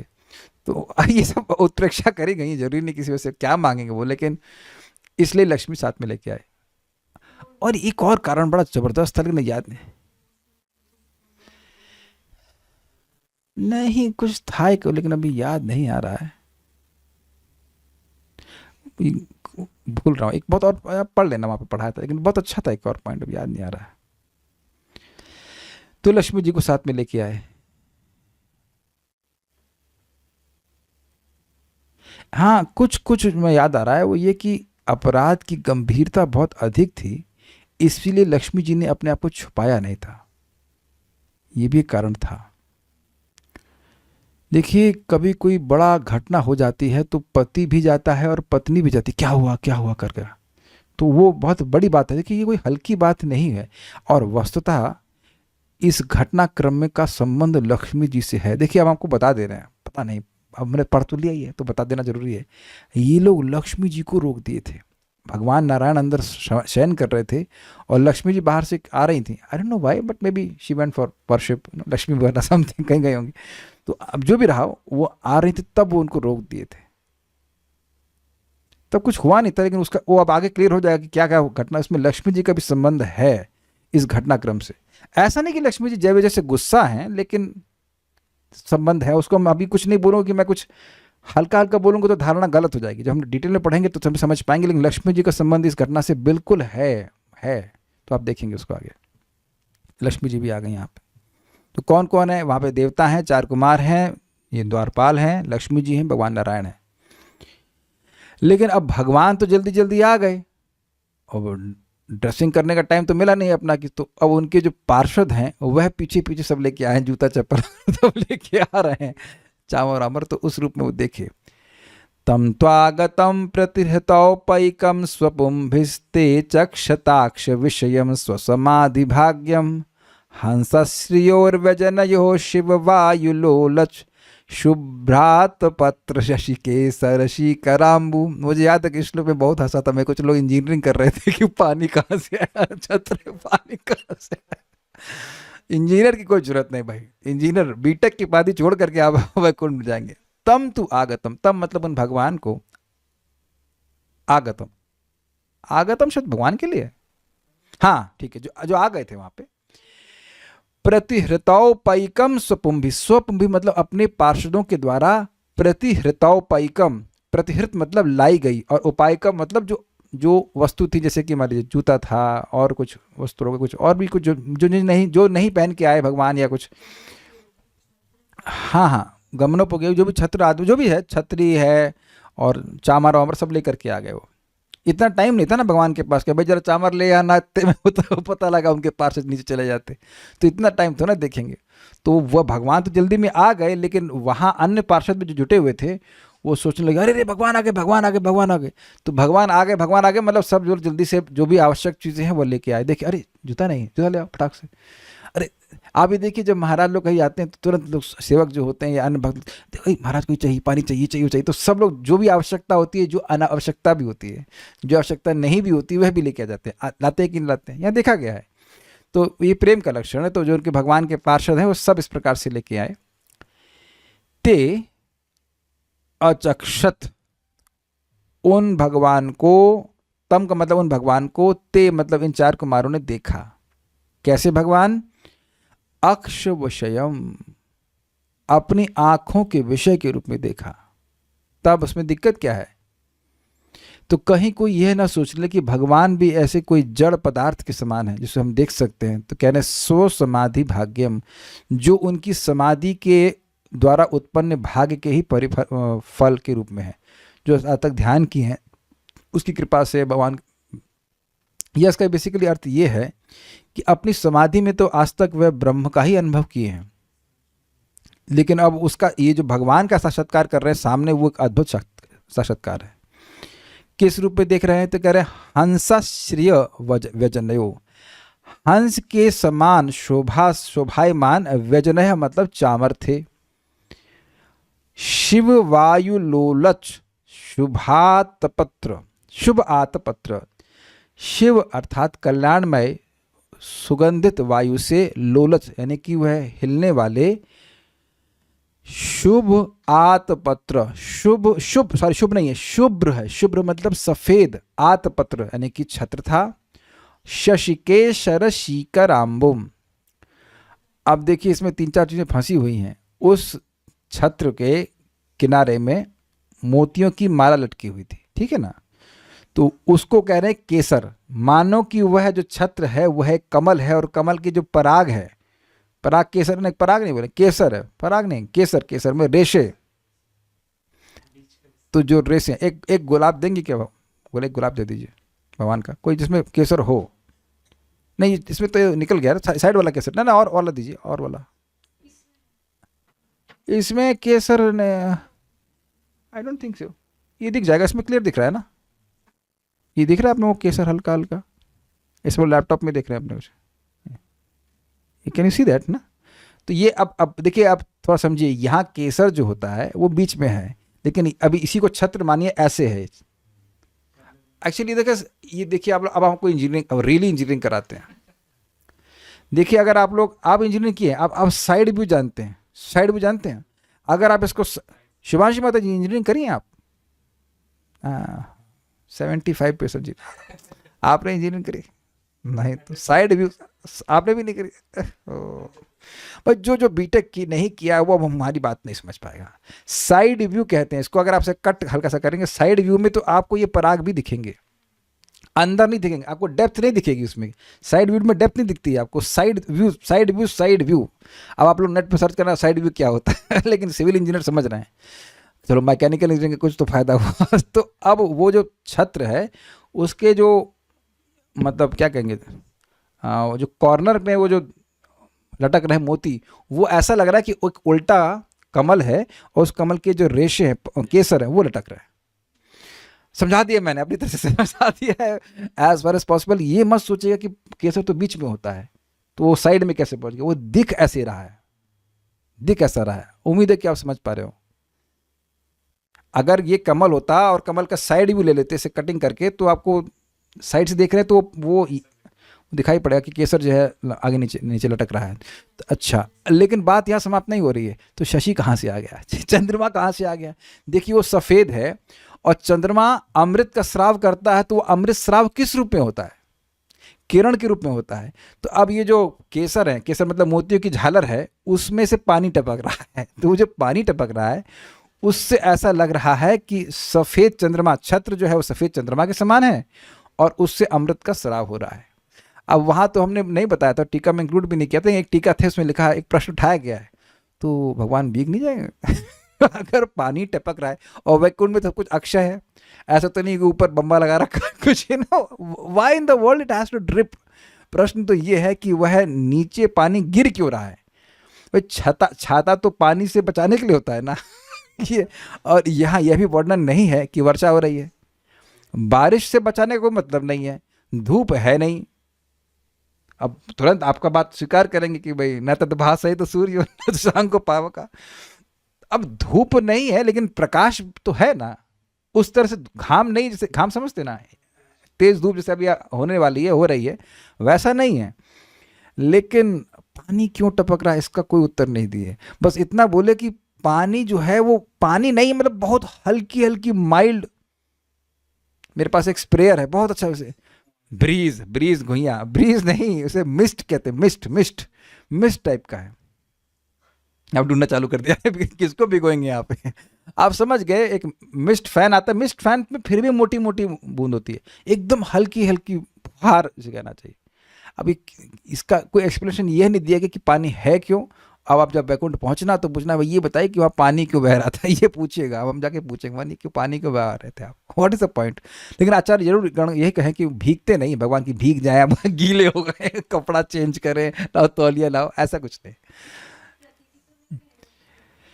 नहीं देखिए, प्रतीति इस बात की नहीं, देखिए समझिए, आप प्रश्न कर रहे हो कि क्या ये प्रतीति तो नहीं कि पानी गिर रहा है। नहीं नहीं, पानी गिर रहा है, उसकी प्रतीति नहीं हो रही। पानी को देख, इसमें नहीं लिखा कि प्रतीति हो रही, कह रहे देख रहे हैं कैसा हो रहा है। उसकी तुलना कर रहे हैं कि मान लो चंद्रमा जो है अमृत स्राव कर रहा हो, लेकिन ऐसा नहीं कि पानी की प्रतीति हो रही है। प्रतीति का मतलब होता है जैसे कि राजस्थान में वो डेजर्ट है, कहीं पे भी गर्म स्थान में आपको पानी की प्रतीति होती है। प्रतीति मीन्स एन इल्यूजन, है ना, मतलब आभास। ऐसा नहीं कि आभास हो रहा है। आभास इस तरह का जरूर हो रहा है कि मानो चंद्रमा स्राव कर रहा, चंद्रमा वहां पे नहीं है, ऐसा लग रहा है कि चंद्रमा स्राव कर रहा अमृत का, लेकिन पानी है वहां पे। ये बात ध्यान रखना होगा, ये चीज है। छत्र में केसर है, समझे नहीं? अच्छा समझे नहीं, ठीक है तो मत समझिए नहीं समझ में आ रहा तो मत समझिए। कुछ मेहनत करती है, नहीं कुछ मेहनत करनी होती है ना जा करके सुनिए, जब जो रिकॉर्डिंग दी गई उसमें मेहनत करिए। हम ये परंपरा में मजाक बनाएंगे कल महाराज ऐसे ही मजाक बना रहे थे, किस बात को बोल रहे थे, शिव कृष्ण, हाँ वो ये क्या कह रहे थे वो, ये सृष्टि के बारे में तो शिव कृष्ण की क्लास में बहुत वार्ता होते होते। हमने कहा महाराज को कैसे मालूम चल गया कि हम सृष्टि के बारे में बोलते रहते, भाई जो टॉपिक आएगा दूसरे स्कंद तब पढ़ाएंगे ना, ऐसा नहीं कि सृष्टि ही बताते रहते हैं पता नहीं क्यों। एनी हाउ, तो परंपरा में हम मजाक बना रहे हैं कि भाई नहीं समझ में आ रहा है तो आपको ये जा करके पढ़ना होगा, तब समझ में आता है। अब आगे भगवान की शोभा का वर्णन करें। आज हम लोग 50 पे ही रुकेंगे, ठीक है ना। तो देख लीजिएगा अपने हिसाब से। तो भगवान के अब सुंदर मुख का वर्णन कर रहे हैं। कृष्ण प्रसाद सुमुखम स्पृहणीय धामा स्नेहावलोक कलया हृदि संस्पृशंतम श्यामे पृथावुरसि शोभितया श्रिया स्व चूड़ामणि सुभगयंतमिवात्मधिष्टम। कृष्ण प्रसाद सुमुखम, कृष्ण मतलब सभी पर कृपा करने वाले सुंदर मुख से युक्त भगवान थे। ऐसे भगवान को देखा कि बड़ा ही बहुत गंभीर बात है कि 4 कुमारों ने अपराध शाप दिया उनके पार्षदों को, फिर भी उनको यह अनुभव हो रहा है कि भगवान उन पर भी कृपा कर रहे हैं, 4 कुमारों पे भी और जय विजय पे भी कर रहे हैं, सभी पे कृपा कर रहे हैं। स्पृहणीय धामा, स्पृहणीय मतलब जिनकी इच्छा की जाए ऐसे गुणों से युक्त भगवान थे, ऐसे गुणों के आश्रय स्वरूप भगवान थे। ऐसे रूप में भगवान को देखा। स्नेह प्लस अवलोक कलया, स्नेह के अवलोकन से, अवलोकन समझ रहे हैं, ग्लांस, स्नेह से भरी हुई अवलोक दृष्टि की कला से, कला मतलब 2 अर्थ है, कला मतलब थोड़ा और कला मतलब कौशल से। By the art of seeing with affection, by a slant sight of affection, 2 अर्थ हैं इसमें। यहाँ किसी को कुछ समझ में नहीं आ रहा है लग रहा है, पहली बार सुन रहे हैं ना, पहली बार पढ़ा ना शायद नहीं। प्रिय श्रवण माता जी समझ में आ रहा है ना? बोले आप बोल दीजिए हाँ, तो हम समझ जाएंगे, सब लोग समझ। हाँ आ रहा है, माने माता जी ने कहा ठीक है बेटा आगे बढ़ो, ठीक है। स्नेहावलोक कलया मतलब स्नेह के अवलोकन, ये तो क्लियर है।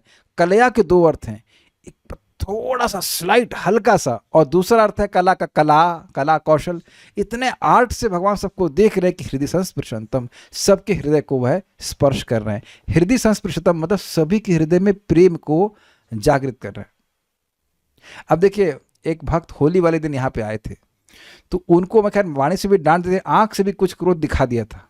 अरे वैसे प्रेम करता नहीं, यह कलर पहन के नहीं, सॉरी कलर उठ करके आए, सबको प्रेम से देख रहा हूँ, उनको नहीं। उस दिन डांट रहा था थोड़ी देर के लिए। हम लोग कभी कभी कर देते हैं, कभी कभी ऐसा देखा भी गया है कि ये तो हम लोग खुद देखते थे कि कोई व्यक्ति अब जिस लाइन में घुस रहा होता है उसके लिए योग्य नहीं होता था, तो आंखें तुरंत चेंज हो जाती थी, और कोई एकदम से कोई महाराज। तो अब हमारी आंखों में हमें सामर्थ्य नहीं है कि हम सबको एक ही दृष्टि से देख पाए। अग्रीड? सास अपनी बेटी को और बहू को एक ही दृष्टि से देखती है, सम दृष्टि से देखती है। हमको तो संदेह है, यहाँ हम हाथ नहीं खड़ा करवा रहे कि देखती है, सब खाली कहने की बात है। यहां तक कि आप देखो कि आपके टीचर आपको अगर याद हो मटेरियल लेवल में, तो वहां भी वो एक दृष्टि से नहीं देखते। आपके बॉस भी एक ही दृष्टि से देखते हैं नहीं, क्योंकि राग द्वेष अंदर हमारे भरा रहता है। भगवान में ऐसा है नहीं, भगवान के तो सभी पुत्र हैं। अभी तो छोटे बच्चे हैं ना, बच्चों में तो अफेक्शन होना चाहिए। तो वैसे तो जय विजय को बोलते हैं अरे तुम लोग छोटे भाई हैं, थोड़ा संभल के रखना चाहिए। देखा जाता है कि यहाँ जो 2 लड़की हैं, मान लो मतलब एक बड़ी बहन है और छोटा भाई है, तो बड़ी बहन से उम्मीद की जाती है बच्चे का ध्यान रखे, थोड़ा उसको डंडा लगा के रोक दिए, ऐसे नहीं।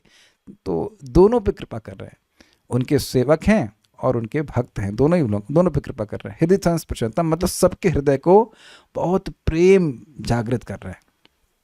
अच्छा, ऐसा देखा। फिर कह रहे हैं ये जो पिछले श्लोक में अपश्यत शब्द था उसका संबंध इन सबसे होगा। ऐसे में इस रूप में देखा। श्यामे पृथु उरसी, उरसी मतलब होता है वक्ष, श्यामे पृथु उरसी, पृथु मतलब चौड़ा, तो चौड़ी भगवान की छाती थी और श्यामल वर्ण की थी, उस पर शोभितया श्रिया स्व, हाँ वह जो छाती थी उस पर भगवान ने लक्ष्मी जी को एक स्वर्णिम रोमावली के रूप में लक्ष्मी जी को धारण किया, तो वह सुंदर लग रही थी। उसके बाद कह रहे हैं स्व चूड़ामणि। अब इसका क्या मतलब है? सारे स्वर्गों में सर्वश्रेष्ठ। अब स्वर्ग का क्या मतलब हुआ?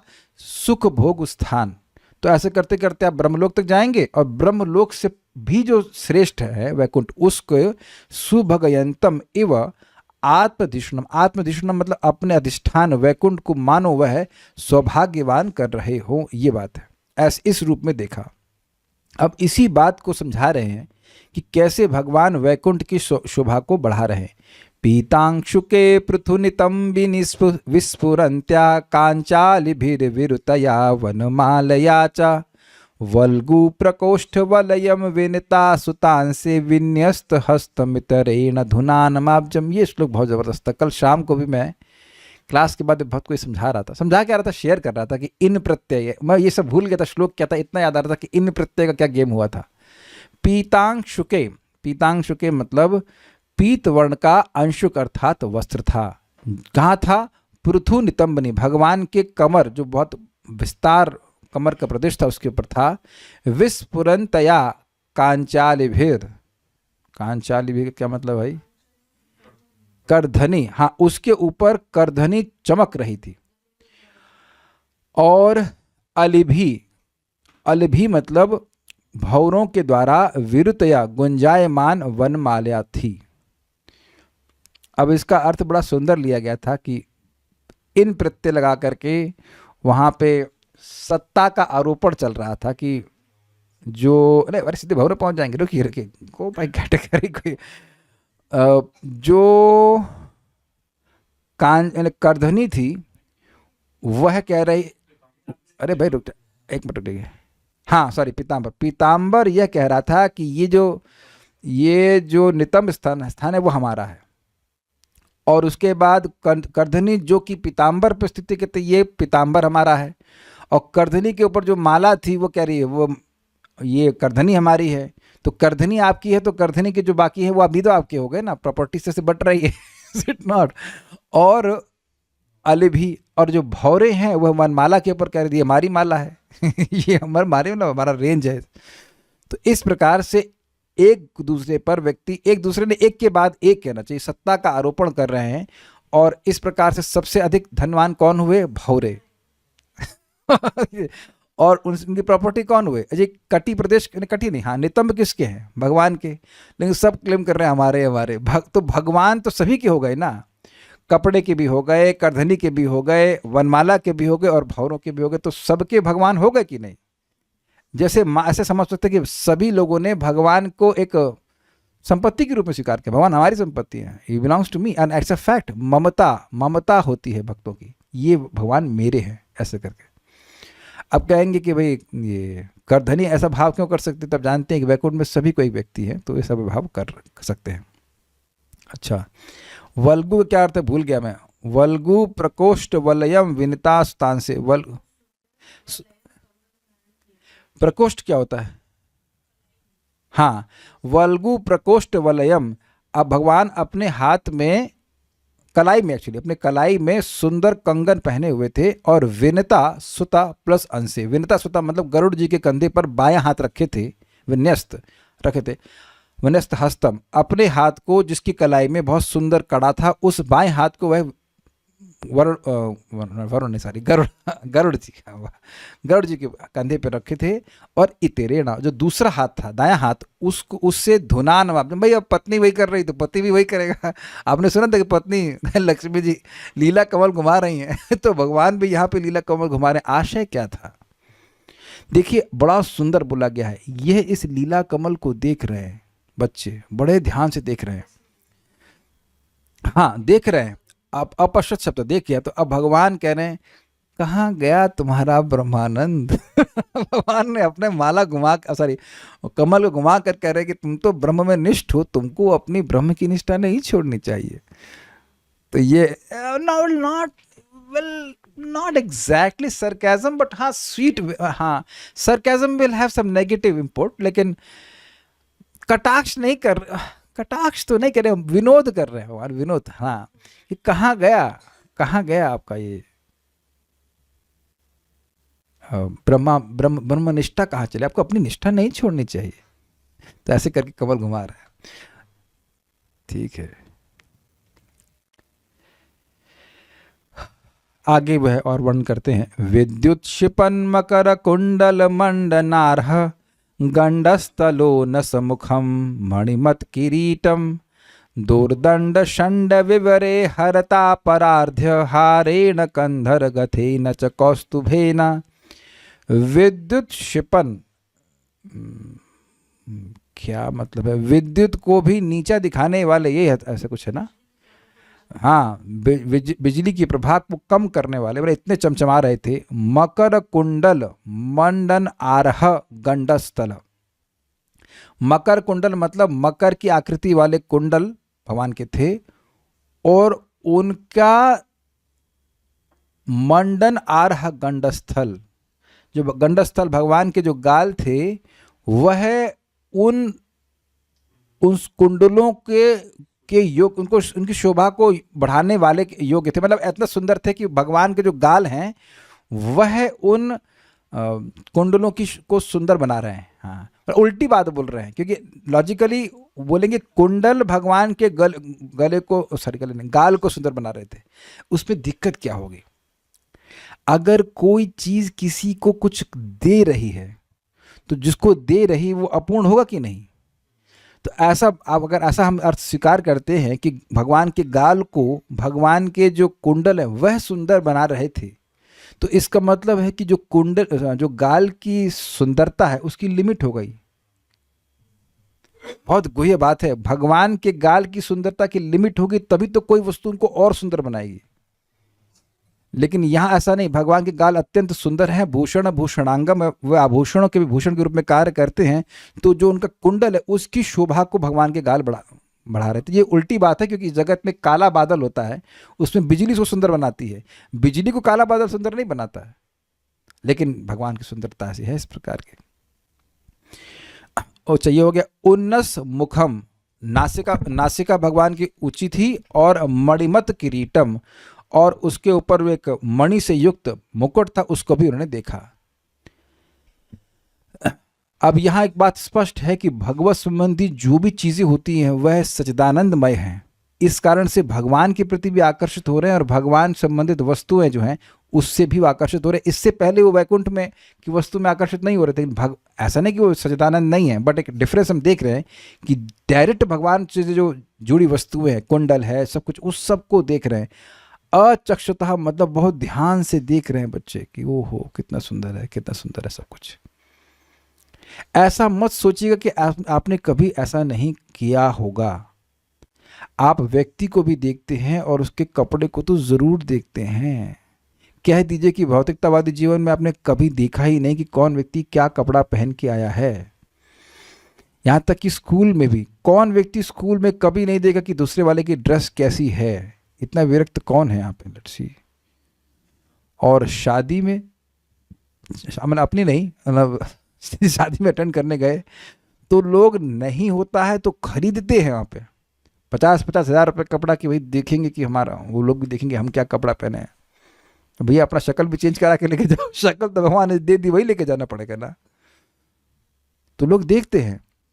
मैं एग्जाम्पल दे रहा हूँ कि भाई लोग चेहरा मोहरा देखते ही हैं, लेकिन कपड़ा भी देखते हैं। तो यहाँ पे भगवान को देख रहे हैं, और भगवान से संबंधित हर वस्तु को, पीताम्बर को, करधनी को, सब देख रहे हैं, सब कुछ देख रहे हैं, मुकुट को, सब कुछ देख रहे हैं। सब उनको आकर्षित करने वाला है। और देखा जाए तो वस्तुतः यही शैली है भगवान को देखने की। हम तो समय नहीं निकाल पाते हैं, लेकिन जैसे मंदिर में जा रहे हैं तो चरण को देखना, वो कमल को देखना, हमारे कल्याण प्रभु उसमें काफ़ी भाग्यवान है, उनकी रुचि है। बड़ी अच्छी बात है, एक्चुअली बहुत अच्छी बात है। प्रभुपाद इस बात को मन मना का मतलब ये बोलते हैं, आप बहुत ध्यान से देखेंगे तो आँख बंद करेंगे तो आपको भगवान का स्मृति हो ही जाती होगी। जब तक मैं समझ रहा हूँ, अगर आप बड़े ध्यान से देखते हो, जिस भी चीज़ को आप अटेंटिवली पकड़ते हैं वो चित्त उसको पकड़ लेता है।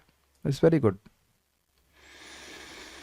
जैसे देखिए पिछले श्लोक को मैंने बहुत मेहनत किया था, वो इन प्रत्यय पर सर्च करी थी, तो वो यद्यपि मुझे पूरा श्लोक याद नहीं था, लेकिन उस भक्त को मैं तुरंत बता पा रहा था कि उसका एसेंस क्या था। मतलब ये, अब वो कितना समझ पाएंगे मेरी बात तुरंत तो संभव नहीं है, लेकिन जिन चीज़ों में ध्यान जाता है, चाहे शब्द हो चाहे रूप हो, वो आपके मन में छप जाती है। And this is the meaning of मन मना। This is very good. तो ये देख रहे हैं। अब एक सुंदर बात है, दोर दंड, दोह दंड। दोह दंड मतलब दोनों दोनों नहीं है, दोह मतलब दो नहीं है। दोर दंड का मतलब है भुजाएं, और षंड मतलब झुंड, समूह। विवरे मतलब छिद्र में या समूह, छेद में। हाँ, तो जो भगवान की भुजाएं हैं उनके समूह में हरता मतलब मोहक, हाँ, जो इन मुनियों के मन को हरने वाली थी। परार्ध हारेणा, बहुमूल हार, कंधर गते न च कौस्तुभेना। कंधर गतम मतलब भगवान के कंधे से लटक रहा था कौस्तुभ, और वहां पे एक हार भी था। यहाँ पर हरता से आशय ये है कि हार को डर लग रहा था कि मैं इतना सुंदर लग रहा हूँ मुनियों को, ये चुरा न ले जाए मेरे को। तो इस कारण से भगवान के जो हाथों का मतलब जो बाहु हैं उनके समूह में वो छुपने का प्रयास कर रहा है, कहीं हमको लेके न चले। हद है। तो चार कुमार को कहीं सुनने को मिल जाता है ये, कह रहे क्या यार, ये पहले जय विजय रोक दिए, अब पहले हमको डकैत बना रहे थे, अब ये लोग चोर बना रहे हैं, हम यहाँ चोरी करने के लिए आए हैं। लेकिन टीका बड़ी मजेदार थी। चलिए आगे सुनते हैं। अत्रोपसृष्टमिति चोस्मितमिंदराया स्वानं धिया विरचितं बहुसौष्ठवाढ्यं मह्यं भवस्य भवतां च भजन्तमङ्गं नेमुर्निरीक्ष्य न वितृप्त दृशो मुदा कैः। अत्र उपसृष्टम इति, क्या भाई हम तो अर्थ बिल्कुल भूल रहे हैं।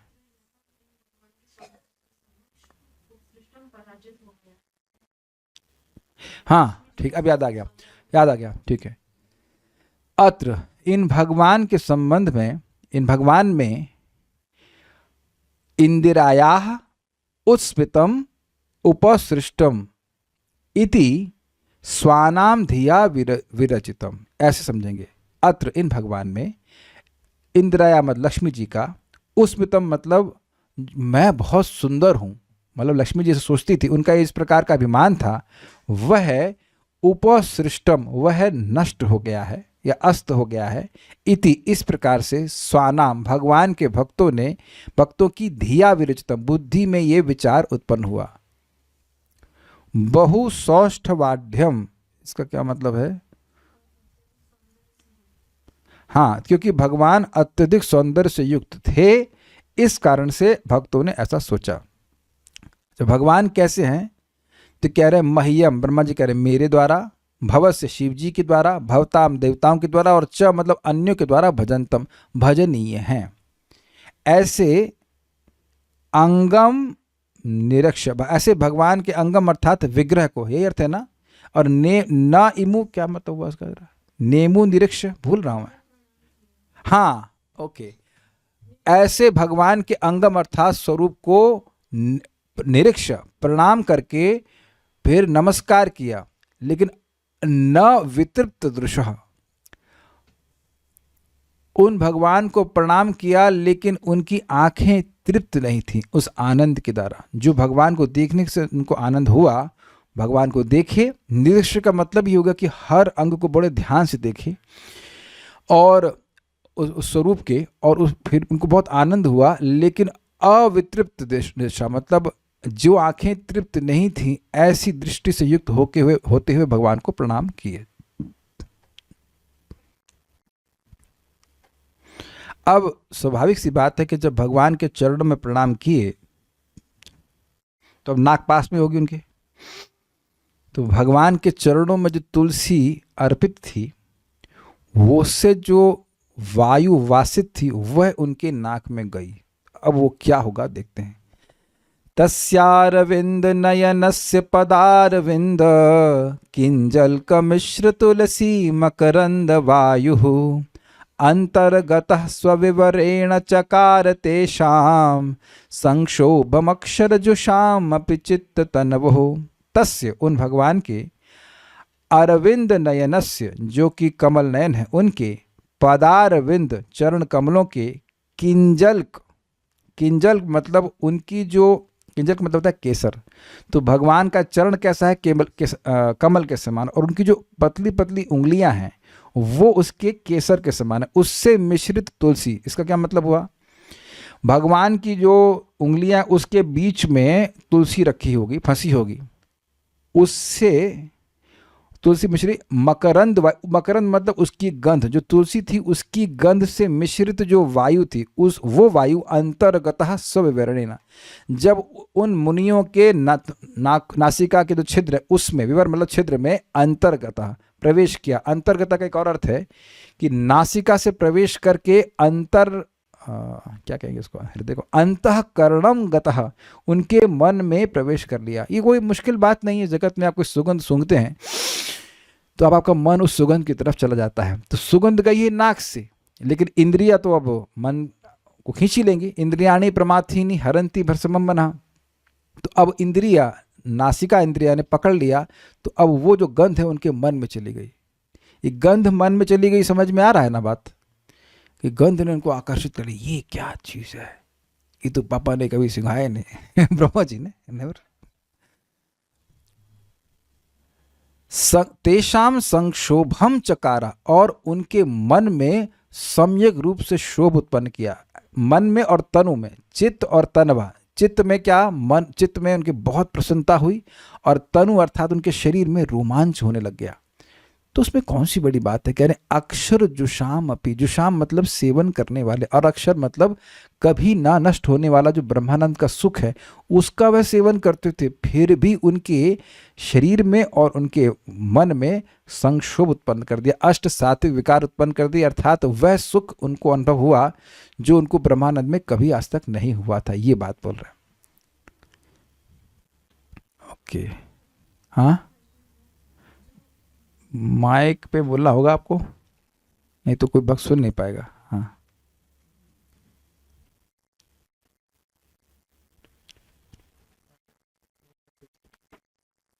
थोड़ा सा आगे आके बोलो। अभी कर रहे हैं बस, सामान खरीदा था वो कॉर्डलेस, लेकिन सम्मा वो अब उससे ज़्यादा नहीं होगा।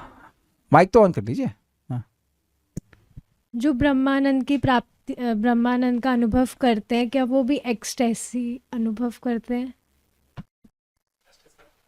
देखिए, अष्ट सात्विक विकार तो कैसे आएगा वहां, तो अष्ट सात्विक विकार तो भगवान के प्रेम की अवस्था में आता है।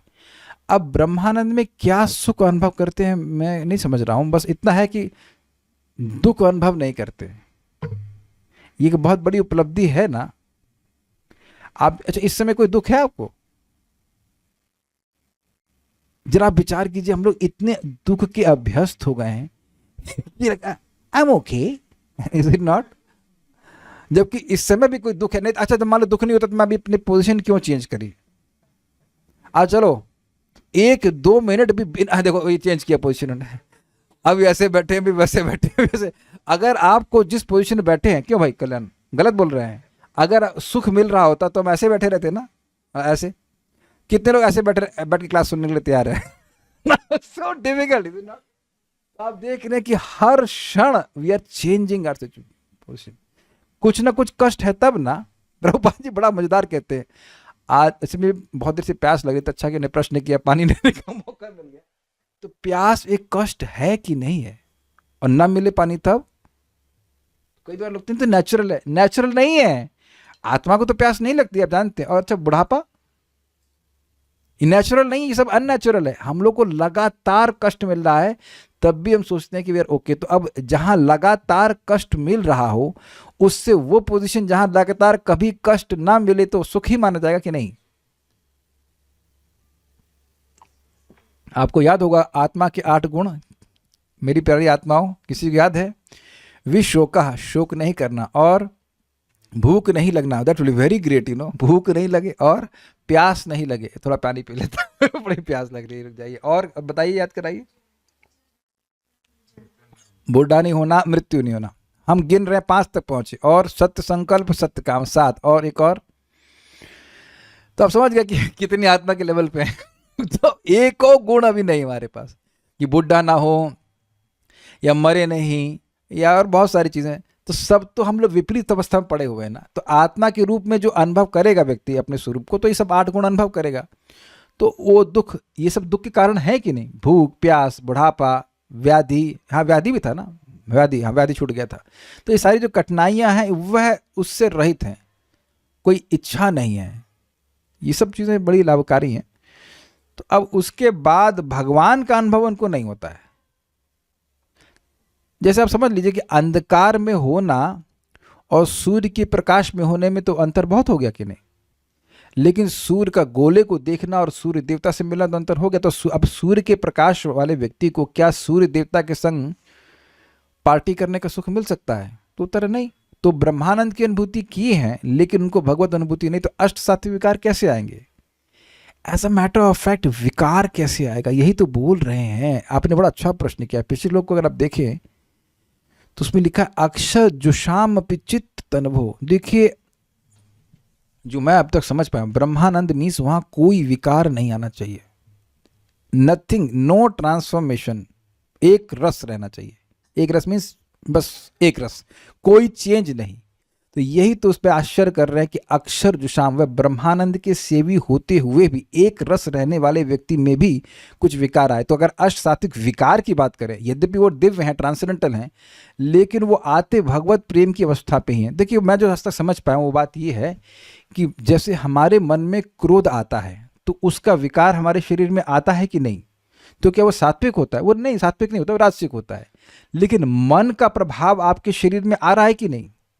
और वो आता कैसे? मन का प्रभाव आपके वायु पे, वायु को प्रभावित करता है, वायु जो है फिर वो शरीर को प्रभावित करती है।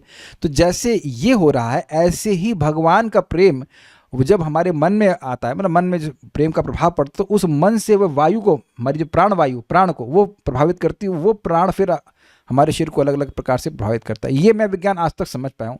There is further understanding that can be quite possible, लेकिन मैं इतना समझ पाया हूँ।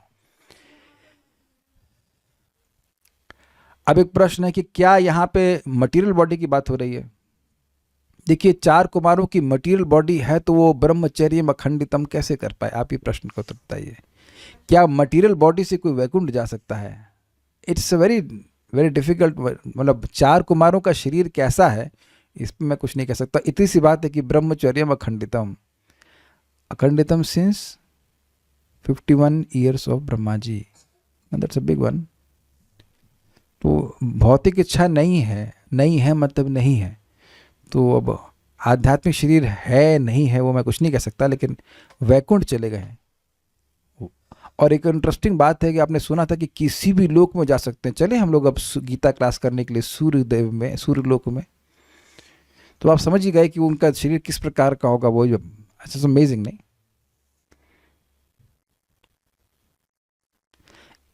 और यहाँ पे भी बोला जाता है कि भाई भक्तों को शरीर में अष्ट सात्विक विकार देखे जाते हैं। हम लोग तो नहीं देख रहे, लेकिन देखे जाते हैं। तो अपैरेंटली लग रहा है कि शरीर जो है वो भौतिक है, लेकिन मन तो चिन्मय है ना।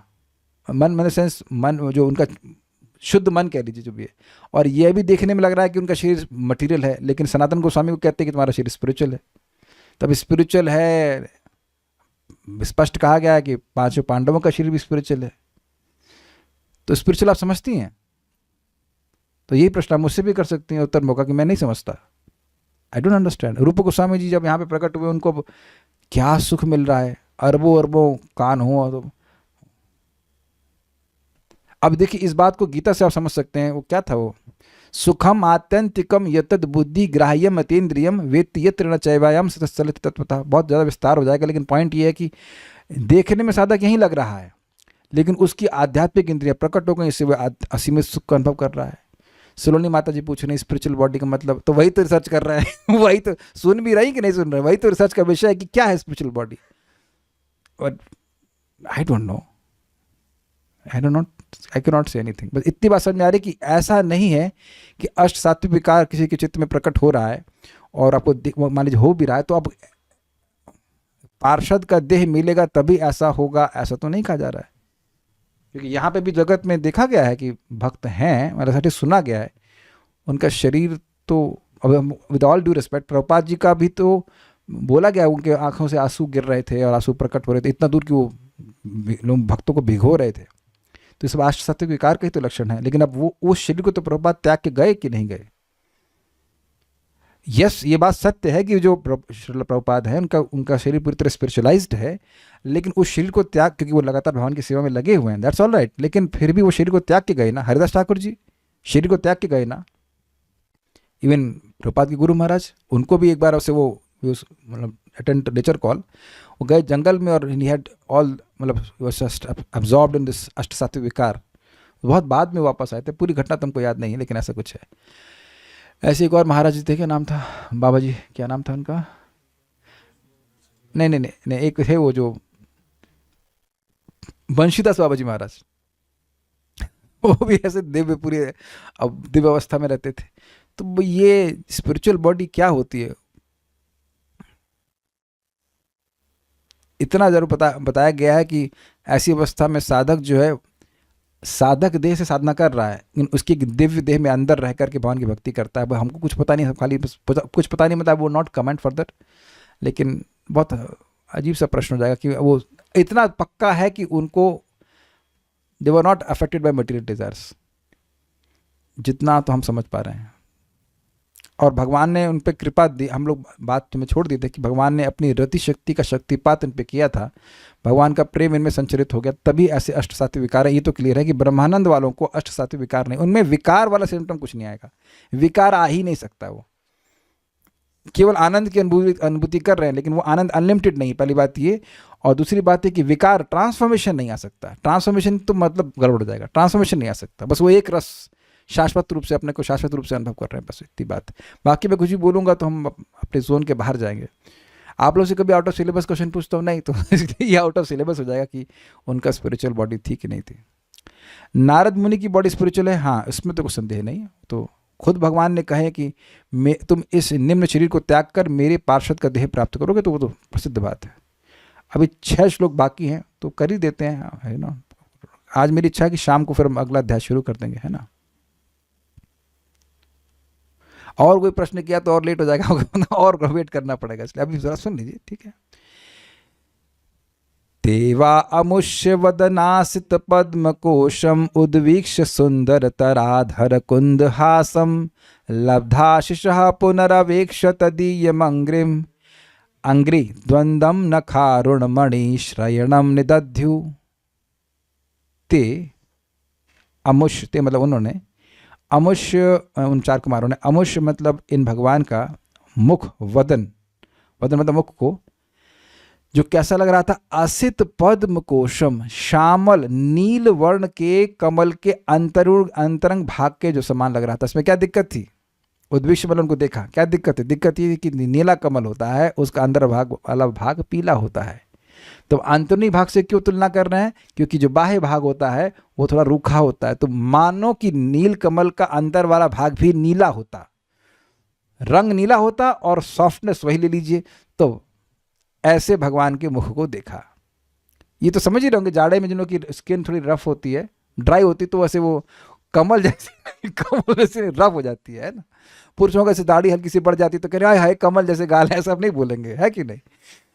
तो ना, बच्चे का गाल और पुरुष के गाल में अंतर नहीं समझ रहे हैं, तो सॉफ्टनेस की दृष्टि से बोल रहे हैं, इस कारण से तुलना कर रहे हैं। तो यद्यपि वो पीला होता है।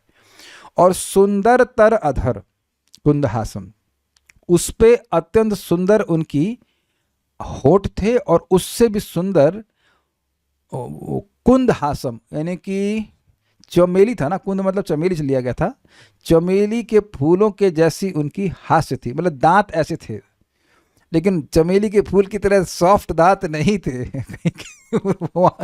कुछ खाना शुरू करें तो पता लगा रोटी भी चब नहीं रही है, ऐसा नहीं है। ऐसा देखकर लब्धाशिषः, उन मुनियों ने कहा कि हमको सारे आशीर्वाद प्राप्त हो गए। अब इसका बड़ा सुंदर अर्थ है कि हमारे पिताजी बोले थे कि बेटा तुमको भगवान का दर्शन होगा, भगवान का सौंदर्य ब्रह्मानंद से भी अधिक है, इत्यादि करोड़ों गुना अधिक है। वो सारे आशीर्वाद उनको ब्रह्मा जी से मिले थे।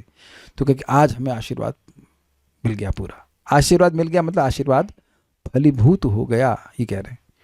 पुनर्अवेक्ष, फिर देखे, क्या देखे? तदीयम अंग्रिम, फिर भगवान के चरण कमल को देखे। तो फिर क्या मतलब? पहले चरण कमल देखे, फिर उसके बाद ऊपर जा रहे हैं, उसके बाद फिर तृप्त नहीं हो रहे हैं। मुख चरण को देख के तृप्त नहीं थे, फिर भी ऊपर देखे। उद्विक्ष, हाँ, उद्विक्ष का अर्थ भूल गया। उद्विक्ष मतलब ऊपर देखे, पहले नीचे देखे फिर ऊपर देखे। और जब ऊपर देख रहे हैं तो चरणों से तृप्ति नहीं हो रही, ऐसा नहीं कि चरणों से बोर होकर ऊपर देख रहे हैं। देखिए सूक्ष्म बात है थोड़ी सी। इस समय अस अवस्था में जब हम भगवान का दर्शन करने जाते हैं, थोड़ी देर चरण देख लिया, अच्छा देख लिया बहुत, अब ऊपर देखते हैं। लेकिन ये ऐसा स्थिति नहीं है। यहाँ नीचे देख रहे हैं, फिर तृप्ति नहीं हुई, फिर वो ऊपर देख रहे हैं, ऊपर भी देखना है भाई, ऊपर भी देख रहे हैं, ऊपर भी तृप्ति नहीं हुई, फिर नीचे देख रहे हैं, फिर इसका ऊपर देखना है। ऐसे लंबा कई बार क्रम आप समझ सकते हो। वैसे भगवान को हम लोग देखते हैं, जितना भी प्रेम है, बहुत नहीं है लेकिन जितना प्रेम है, तो कभी कभी ऐसा अनुभव होता है कि तृप्ति नहीं हो रही। अभी हमारा इतना स्तर नहीं है, लेकिन कुछ भक्तों का है। जैसे बता रहे थे एक भक्त, स्कॉन जूह में कुछ भक्त जो 3-3, 4-4 घंटे भगवान के सामने खड़े रहते, कोई रिकॉर्ड थोड़ा बना रहे हैं, just Krishna is revealing his beauty to them, इस पर है, तो तृप्त नहीं हो रहे हैं। अच्छा, अंग्रि द्वंद्व मतलब दोनों चरणों को देख रहे हैं और वहां पे क्या है, नख अरुण मणि श्रयणम निदध्यु। वहां पर उनके जो नख हैं भगवान के, वे अरुण मणि अर्थात लाल मणि के समान हैं। और लाल मणि मतलब लाल चिंतामणि के समान, जो भक्तों की सारी इच्छा को पूर्ण करने वाला है। और श्रयणम का अर्थ क्या है, आश्रयण मतलब उसके आश्रय हैं। निदध्यु का क्या अर्थ लिया है? हाँ हाँ हाँ, अच्छा ठीक है। तो अब यह सब करने के बाद वह ध्यान करने लगे। तो एक प्रश्न होगा, जब भगवान सामने खड़े हैं तो ध्यान क्यों कर रहे हैं? तो देखिए, एक बात यह कि वो सभी, अब आंख से तो एक ही अंक को देख सकते हैं और सभी अंक को देखकर वो अतृप्त हो रहे हैं। तो इतना आनंद हुआ, इतना आनंद हुआ कि भगवान आंख बंद करके भगवान का सर्वांग रूप से ध्यान करने लगे। अब ध्यान करके वह क्या सोचे, इसको अभी सुन लेते हैं। पुंसाम गतिम मृगयतामिह योग मार्गैर्ध्यानास्पदम बहुमतम नयनाभिरामम पौंसनम वपुर दर्शयानमनन्य सिद्धैर औत्पत्तिकै समगृणन युतमष्ट भोगै। पुंसाम गतिम मृग्यताम, गतिम मृग्यताम पुंसाम, जो गति अर्थात मोक्ष को मृग्यताम खोजते हैं, यानी मोक्ष खोजने वाले मनुष्यों की, पुंसाम मनुष्यों की, यह यही योग मार्गैर, योग मार्ग मतलब अष्टांग योग के द्वारा जो मोक्ष खोजते हैं, ऐसे मनुष्यों के लिए यह ध्यानास्पदम, ये भगवान का स्वरूप जो है ये ध्यानास्पद अर्थात ध्यान का आश्रय है। बहुमतम, बहुत सारे योगियों के द्वारा ये सम्मत है। और नयनाभिरामम, और उनके नयनों को अत्यंत आनंद देने वाला है। ये सब वह ध्यान करने लगे।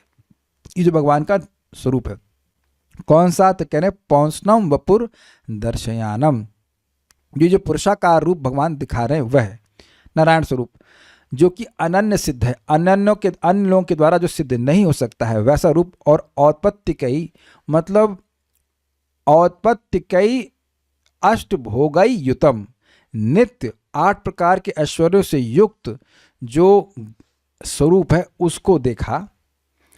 और समग्रणन, उसका वह सम्यक रूप से गुणगान करने लगे। तो क्या गुणगान करने लगे? कुमारा उचुहु योऽन्तर्हितो हृदि गतोऽपि दुरात्मनां त्वं सोऽद्यैव नो नयनमूलमनन्तराद्धः यर्येव कर्णविवरेण गुहां गतो नः पित्रानुवर्णितरः भवदुद्भवेन। कुमारों ने कहा, यह अंतर्हितो, जो अंतर्हित हृदय गतोपि, यद्यपि जो भगवान हृदय में होते हुए भी अंतर्हित अंतर्ध्यान रहते हैं, दुरात्मनाम, जो दुरात्मनाम, जो भगवान को अपने स्वामी के रूप में नहीं देखते हैं, बेसिकली दूषित हृदय वाले, बेसिकली दुरात्मना का मतलब दूषित हृदय, काम क्रोध से जो वशीभूत हृदय, उस हृदय में भगवान होते हुए भी गायब रहते हैं। तो हम ऐसे आपको सोऽद्यैव सह त्वम, ऐसे भगवान को अद्यैव आज ही तुरंत ही हमने नयन मूलम, नयनों के सामने राध प्राप्त किया। हे अनंत, आप अर्थात हे अनंत दया वाले, आपकी दया बड़ी है, आपने हमको अपने सामने प्रकट किया है। लेकिन ऐसा नहीं कि हमने आज ही आपको प्राप्त किया, कह रहे यर्हि एव, जिस दिन ही कर्ण विवरेणा, कानों के छेद के द्वारा, गुहाम गतः न, आप हमारे हृदय में प्रवेश कर गए थे, उसी दिन आपको प्राप्त कर लिया था, ये आशय है। कब? पित्रानुवर्णित रहा, हमारे पिता ब्रह्मा जी ने जब आपके विषय में रहस्य हमें वर्णन किया था। कैसे पिताजी? तो कह रहे हैं भवद उद्भवेन। कोई पूछे, भगवान पूछें कि आपके पिताजी को हमारे बारे में कैसे मालूम चला, तो कह रहे हैं भवद उद्भवेन, वे आपसे ही प्रकट हुए, आपने ही ज्ञान प्रकाशित किया। तो आपने जो ज्ञान प्रकाशित किया वही हमको बताए परंपरा में। तो वो रहस्य क्या था कि बेटा, ब्रह्मानंद से भी कहीं अधिक, करोड़ों अरबों गुना अधिक भगवान का सुख है, तुम उन भगवान की प्राप्ति करो, भगवान की भक्ति करो, ये रहस्य बताए थे। तो उसी दिन हमको आपकी प्राप्ति हो गई थी। भगवान, अरे नहीं भाई, मैं अलग हूँ, वो जो तुम्हारे पिताजी ने आत्म तत्व बताया था वह निरुपाधिक है, वो किसी को नहीं दिखता है, हम अलग हैं। तो कहते नहीं, आप वही हैं तुम वही हो। तम त्वां विदाम भगवन् परमात्म तत्वं सत्वेन संप्रतिरतिं रचयन्तमेषां यत्तेनुताप विदितैर् दृढ़ भक्ति योगैर् उद्ग्रन्थयो हृदि विदुर्मुनयो विरागः। तम त्वाम, उस आपको मतलब जिस तत्व को वर्णन किए थे वही आपको विदाम, हम समझ रहे हैं, आप हमको छल नहीं सकते हैं, हम समझ रहे हैं आपको, हम अनुभव कर रहे हैं, भगवान आप भगवान हैं। परम आत्म तत्व, आप सर्वश्रेष्ठ आत्म तत्व हैं अर्थात भगवान हैं। सत्वेन अर्थात शुद्ध सत्व की मूर्ति के द्वारा संप्रतिम, सम्यक रूप से, क्या अर्थ है संप्रति, संप्रति का अर्थ है मतलब आज, और संप्रति का अर्थ और है क्या, ओहो क्या बड़ा सुंदर था, नहीं खुल रही है तो क्या लिए आज संप्रति सम्यक, हाँ सम्यक रूप से प्रतिक्षण, सम्यक रूप से प्रतिक्षण रतिम रचयंतम ईशाम, आप अपने इस शुद्ध सत्व की मूर्ति से अच्छी प्रकार से हर क्षण अपने इन भक्तों के हृदय में रति प्रेम की रचना कर रहे हैं, प्रेम बढ़ा रहे हैं, वर्धन कर रहे हैं। और संप्रति का दूसरा अर्थ है कि इस समय आप रति बढ़ा रहे हैं, ये भी है। यत जो ते अनुताप विदितर, आपकी अनुताप अर्थात कृपा के द्वारा जानकर दृढ़ भक्ति योग के द्वारा उद्ग्रंथ या जिनका मिथ्यांकार नष्ट हो गया है, उस ऐसे आपको हृदय विदु, हृदय में जानते हैं। कौन? मुनिगण। क्यों? क्योंकि वह राग आदि से मुक्त हो जाते हैं। सेकंड लाइन समझ में आ रही है? यत मतलब यत्ते, जिन आपको वह मुनिगण, हमारे जैसे मुनिगण आपकी कृपा के द्वारा जो दृढ़ भक्ति योग प्राप्त होता है, यानी भक्ति योग में निष्ठा प्राप्त होती है, उसके द्वारा उद्ग्रंथया, उनकी मिथ्यांकार नष्ट हो जाता है और हृदय में ही मुनिगण आपको अनुभव करते हैं। और क्योंकि आपको अनुभव कर रहे हैं, इस कारण से विरागा, उनका राग द्वेष आदि समाप्त हो जाता है। तो ऐसा नहीं है कि आप ये कहो कि मैं आपको कैसे समझ में आ रहा हूँ। भाई हम आपको उसी प्रकार से समझ पा रहे हैं जैसे अन्य मुनिगण भी समझ पाते हैं। स्टैंडर्ड प्रोसीजर है आपकी कृपा से। आपकी कृपा से भक्ति योग समझ में आता है, भक्ति योग से सब मिथ्यांकार नष्ट हो जाता है और आप समझ में आते हो। तो ऐसा नहीं है कि हमारी जो अनुभूति है झूठी है, नहीं, आपकी कृपा हमको प्राप्त हुई है। आखिरी 3 श्लोक हैं। अब ये बड़ी सुंदर बात कह रहे हैं कि देखिए, वो एक्चुअली भक्ति की प्रार्थना कर रहे हैं। भगवान मान लो कहे कि तुमको मोक्ष चाहिए, तो कहते हैं देखिए आपके जो भक्त हैं वह मोक्ष को आपकी कृपा नहीं मानते, है ना। वो इनको भक्ति का सुख इतना अधिक मिलता है कि वो मोक्ष को भी आपकी कृपा कुछ गिनते नहीं है। क्या कृपा किया, कुछ नहीं दिया, ऐसे करके बोलते, basically they are not interested in moksha. अगर आप दे भी तो इसीलिए हमें भक्ति ही चाहिए, कहना चाहते हैं। नात्यंतिकम विगणयंत पिते प्रसादम किं वन्यदर्पित भयम भुव्र उन्नयस्ते त्वदंग्रिशरणा भवतः कथाया कीर्तन्य तीर्थ यशसः कुशलारसज्ञः न आत्यंतिकम विगणयितम। आत्यंतिकम मतलब मोक्ष, मोक्ष को भी न विगणयन्ति, मोक्ष को भी नहीं गिनते, अपि मतलब नहीं भी। क्या? ते प्रसादम, आपकी कृपा जो मोक्ष रूप में अगर दी जाए तो भी उसको आपके भक्तगण नहीं गिनते। तो किम अन्य, तो फिर अन्य को क्या कहना? जहां पर अर्पित भयम, जहां पे भय निहित है, अर्पित रखा गया है, भ्रुव उन्नयस्ते, जो आपका काल रूप है उसकी भ्रुकुटी थोड़ी सी टेढ़ी हो जाए। मतलब भगवान जब क्रोधित होते हैं संकर्षण रूप में तो स्वर्ग आदि को जला देते हैं, तो वो संकर्षण भगवान की अग्नि अब मोक्ष में तो नहीं प्रवेश करती है। तो जब मोक्ष नहीं चाहेंगे तो फिर अब वो जब मोक्ष कुछ नहीं गिन रहे हैं तो स्वर्ग अगर भगवान देंगे तो क्या चाहेंगे? तो प्रश्न हो कि भाई ऐसा क्यों कि वो स्वर्ग भी ना चाहे और मोक्ष भी ना चाहे हमारे भक्त, ऐसा क्यों? तो कह रहे हैं ये वो लोग अंग क्यों कह रहे हैं? अंग किसको कह रहे हैं? ये 4 कुमार अंग भगवान को कह रहे हैं। काहे कह रहे हैं? अंग तो छोटे बच्चों को कहा जाता है, छोटे व्यक्ति को कहा जाता है, हमसे जो निम्न है अंग। आप भूल रहे हो, गलत भी नहीं बोल रहे। जैसे शरीर के द्वारा, शरीर के बिना लौकिक सुख का संपादन नहीं हो सकता है, ऐसे ही परमार्थिक सुख भगवान के बिना मिल ही नहीं सकता। अब क्लियर हो गया कि ब्रह्मानंद वालों को कोई अष्टक सात्विक विकार कुछ आता ही नहीं है। वो तभी मिलेगा, इन लोगों को भी तभी मिला जब भगवान ने अपनी रति शक्ति का शक्तिपात किया है कि नहीं। तो बिना भगवान के प्रेम के अष्ट सात्विक विकार कुछ आने वाला नहीं। तो जो परमार्थ सुख है उसके लिए भगवान वैसे ही जरूरी है जैसे इस जगत में लौकिक सुख के लिए शरीर। नहीं तो भूत प्रेत दूसरे के शरीर में घुसते क्यों हैं? क्योंकि लड्डू खाने की इच्छा है, लड्डू नहीं मिलेगा। लड्डू तो मिल जाएगा लेकिन इंद्रियां नहीं मिलेंगी भोगने के लिए। तो ऐसे आप अनिवार्य हैं परमार्थ सुख के लिए, इसलिए कह रहे हैं अंग। ये अंग, हे भगवान, ये आपके जो आपके भक्त त्वद अंग्रि शरण, आपके चरणों की शरण लिए रहते हैं। भवतः कथाया, आपकी कथा के द्वारा। कैसी कथा?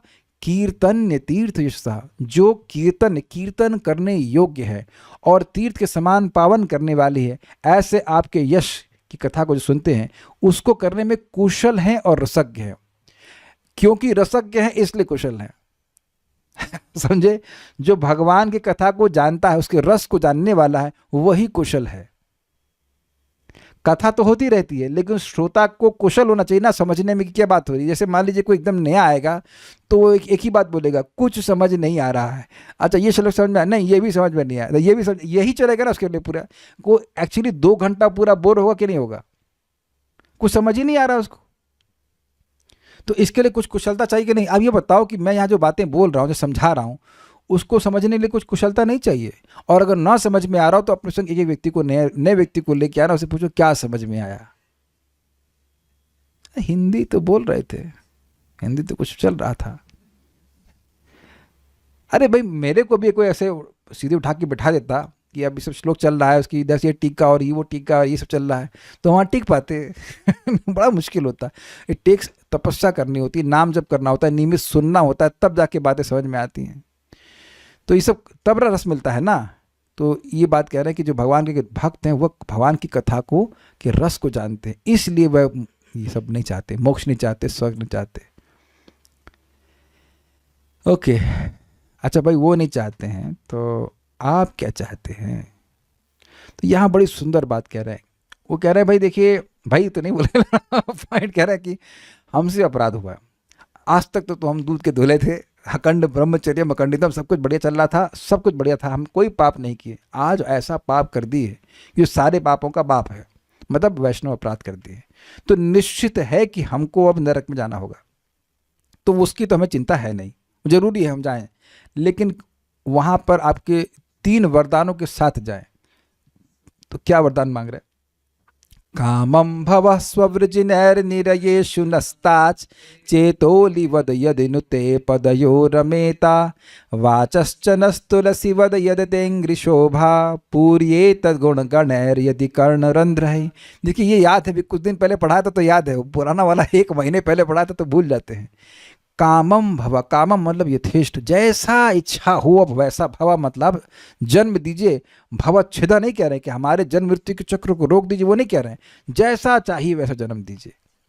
अच्छा किस आधार पर? तो कह रहे हैं स्ववृजनेर, हमारे ही पापों के अनुसार दीजिए, कुछ कमी मत कीजिए इसमें। निरयेषु नस्ताच, स्ताच शब्द आशीर्लिंग में है, जैसा आशीर्वाद खुद ही दे रहे हैं, जैसा चाहे, जैसे हमने पाप की वैसा हमें नरक में नारकीय जीवन प्राप्त हो। लेकिन चेत अलिवद यदि नुते पदयो रमिता, यदि हमारा चित्त भौरे के समान आपके चरणों में रमण करे। तो भौरों के समान क्यों कह रहे हैं वेदवाद ने? कुछ याद है? अच्छा आप शायद इस क्लास में नहीं थे, शायद थे या नहीं थे, मुझे याद नहीं। भौरे, वाह, कांटे और फूल है ना, फूल और कांटे।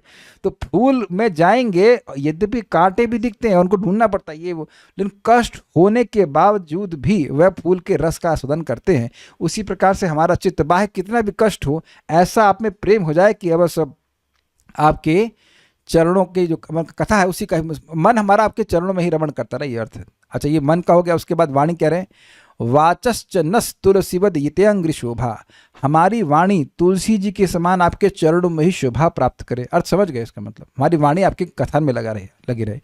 पूर्ये तते गुण गणैर यदि कर्ण रंध्र, और यदि हमारे कानों के रंध्र आपकी कथा से भरे रहे। तो अब ये बड़ा इंटरेस्टिंग है कि कथा से तो कभी भर नहीं सकते हैं, तो कहने का मतलब है कि निरंतर कथा सुनते रहे। अब हम तो एक प्रश्न कर रहे हैं, गलत बात बोल रहे हैं, घुमा फिरा के बोल रहे हैं। भाई एक चीज़ बताओ, जो वहाँ की कथा सुन रहा है उसके, और लगातार सुन रहा है, हम लोग तो लगातार सुन नहीं रहे, थोड़ा सुनते हैं तो यमराज के जुरिस्डिक्शन से बाहर चले गए।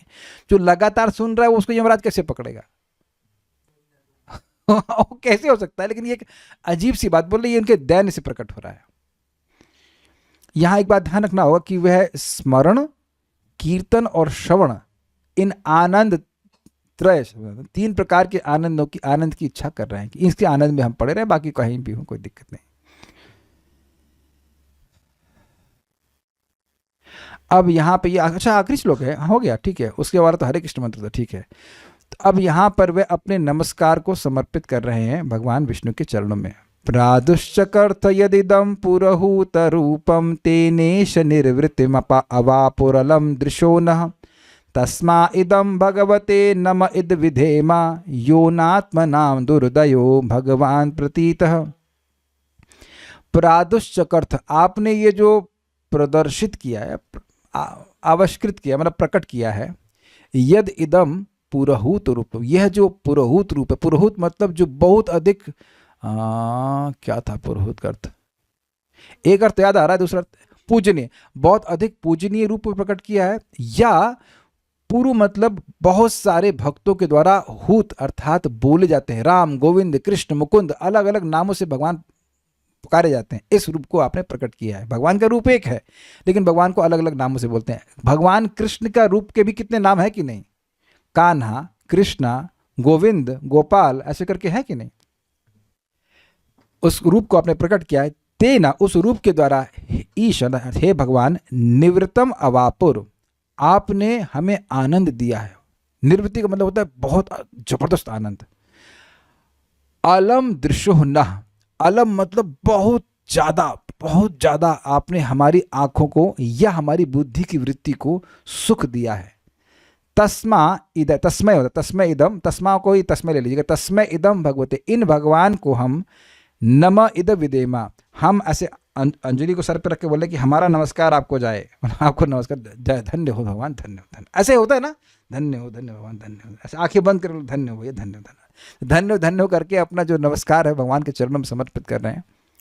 कहते हैं यह वह भगवान का स्वरूप अनात्मनाम दुर उदय, जो अन आत्मा है, ना आत्मा वाले, जो भगवान परमात्मा यानी भगवान जिनके निकट में सेव्य के रूप में नहीं, अर्थात जो बेसिकली पॉइंट ये है कि जो भगवान की सेवा नहीं करते, भगवान उनको सेव्य के रूप में नहीं दिखाई पड़ते, उनके लिए हे भगवान आप दूर उदय, उनके सामने आप उदित नहीं होते। लेकिन प्रतीता का क्या लिया गया, प्रतीता का मतलब हमारे सामने प्रकट हुए। हाँ, हम लोगों को भगवान आप दिख रहे हैं लेकिन इधर लोग को नहीं दिखते हैं। ये सब बात बोल दिए। अब उसके बाद आगे क्या होता है हम लोग, भगवान ने चाहा तो आज शाम को सुनेंगे। Stop here now. Shrimad Bhagavatam की जय, श्रील प्रभुपाद की जय, निताय गौर प्रेमानंदे।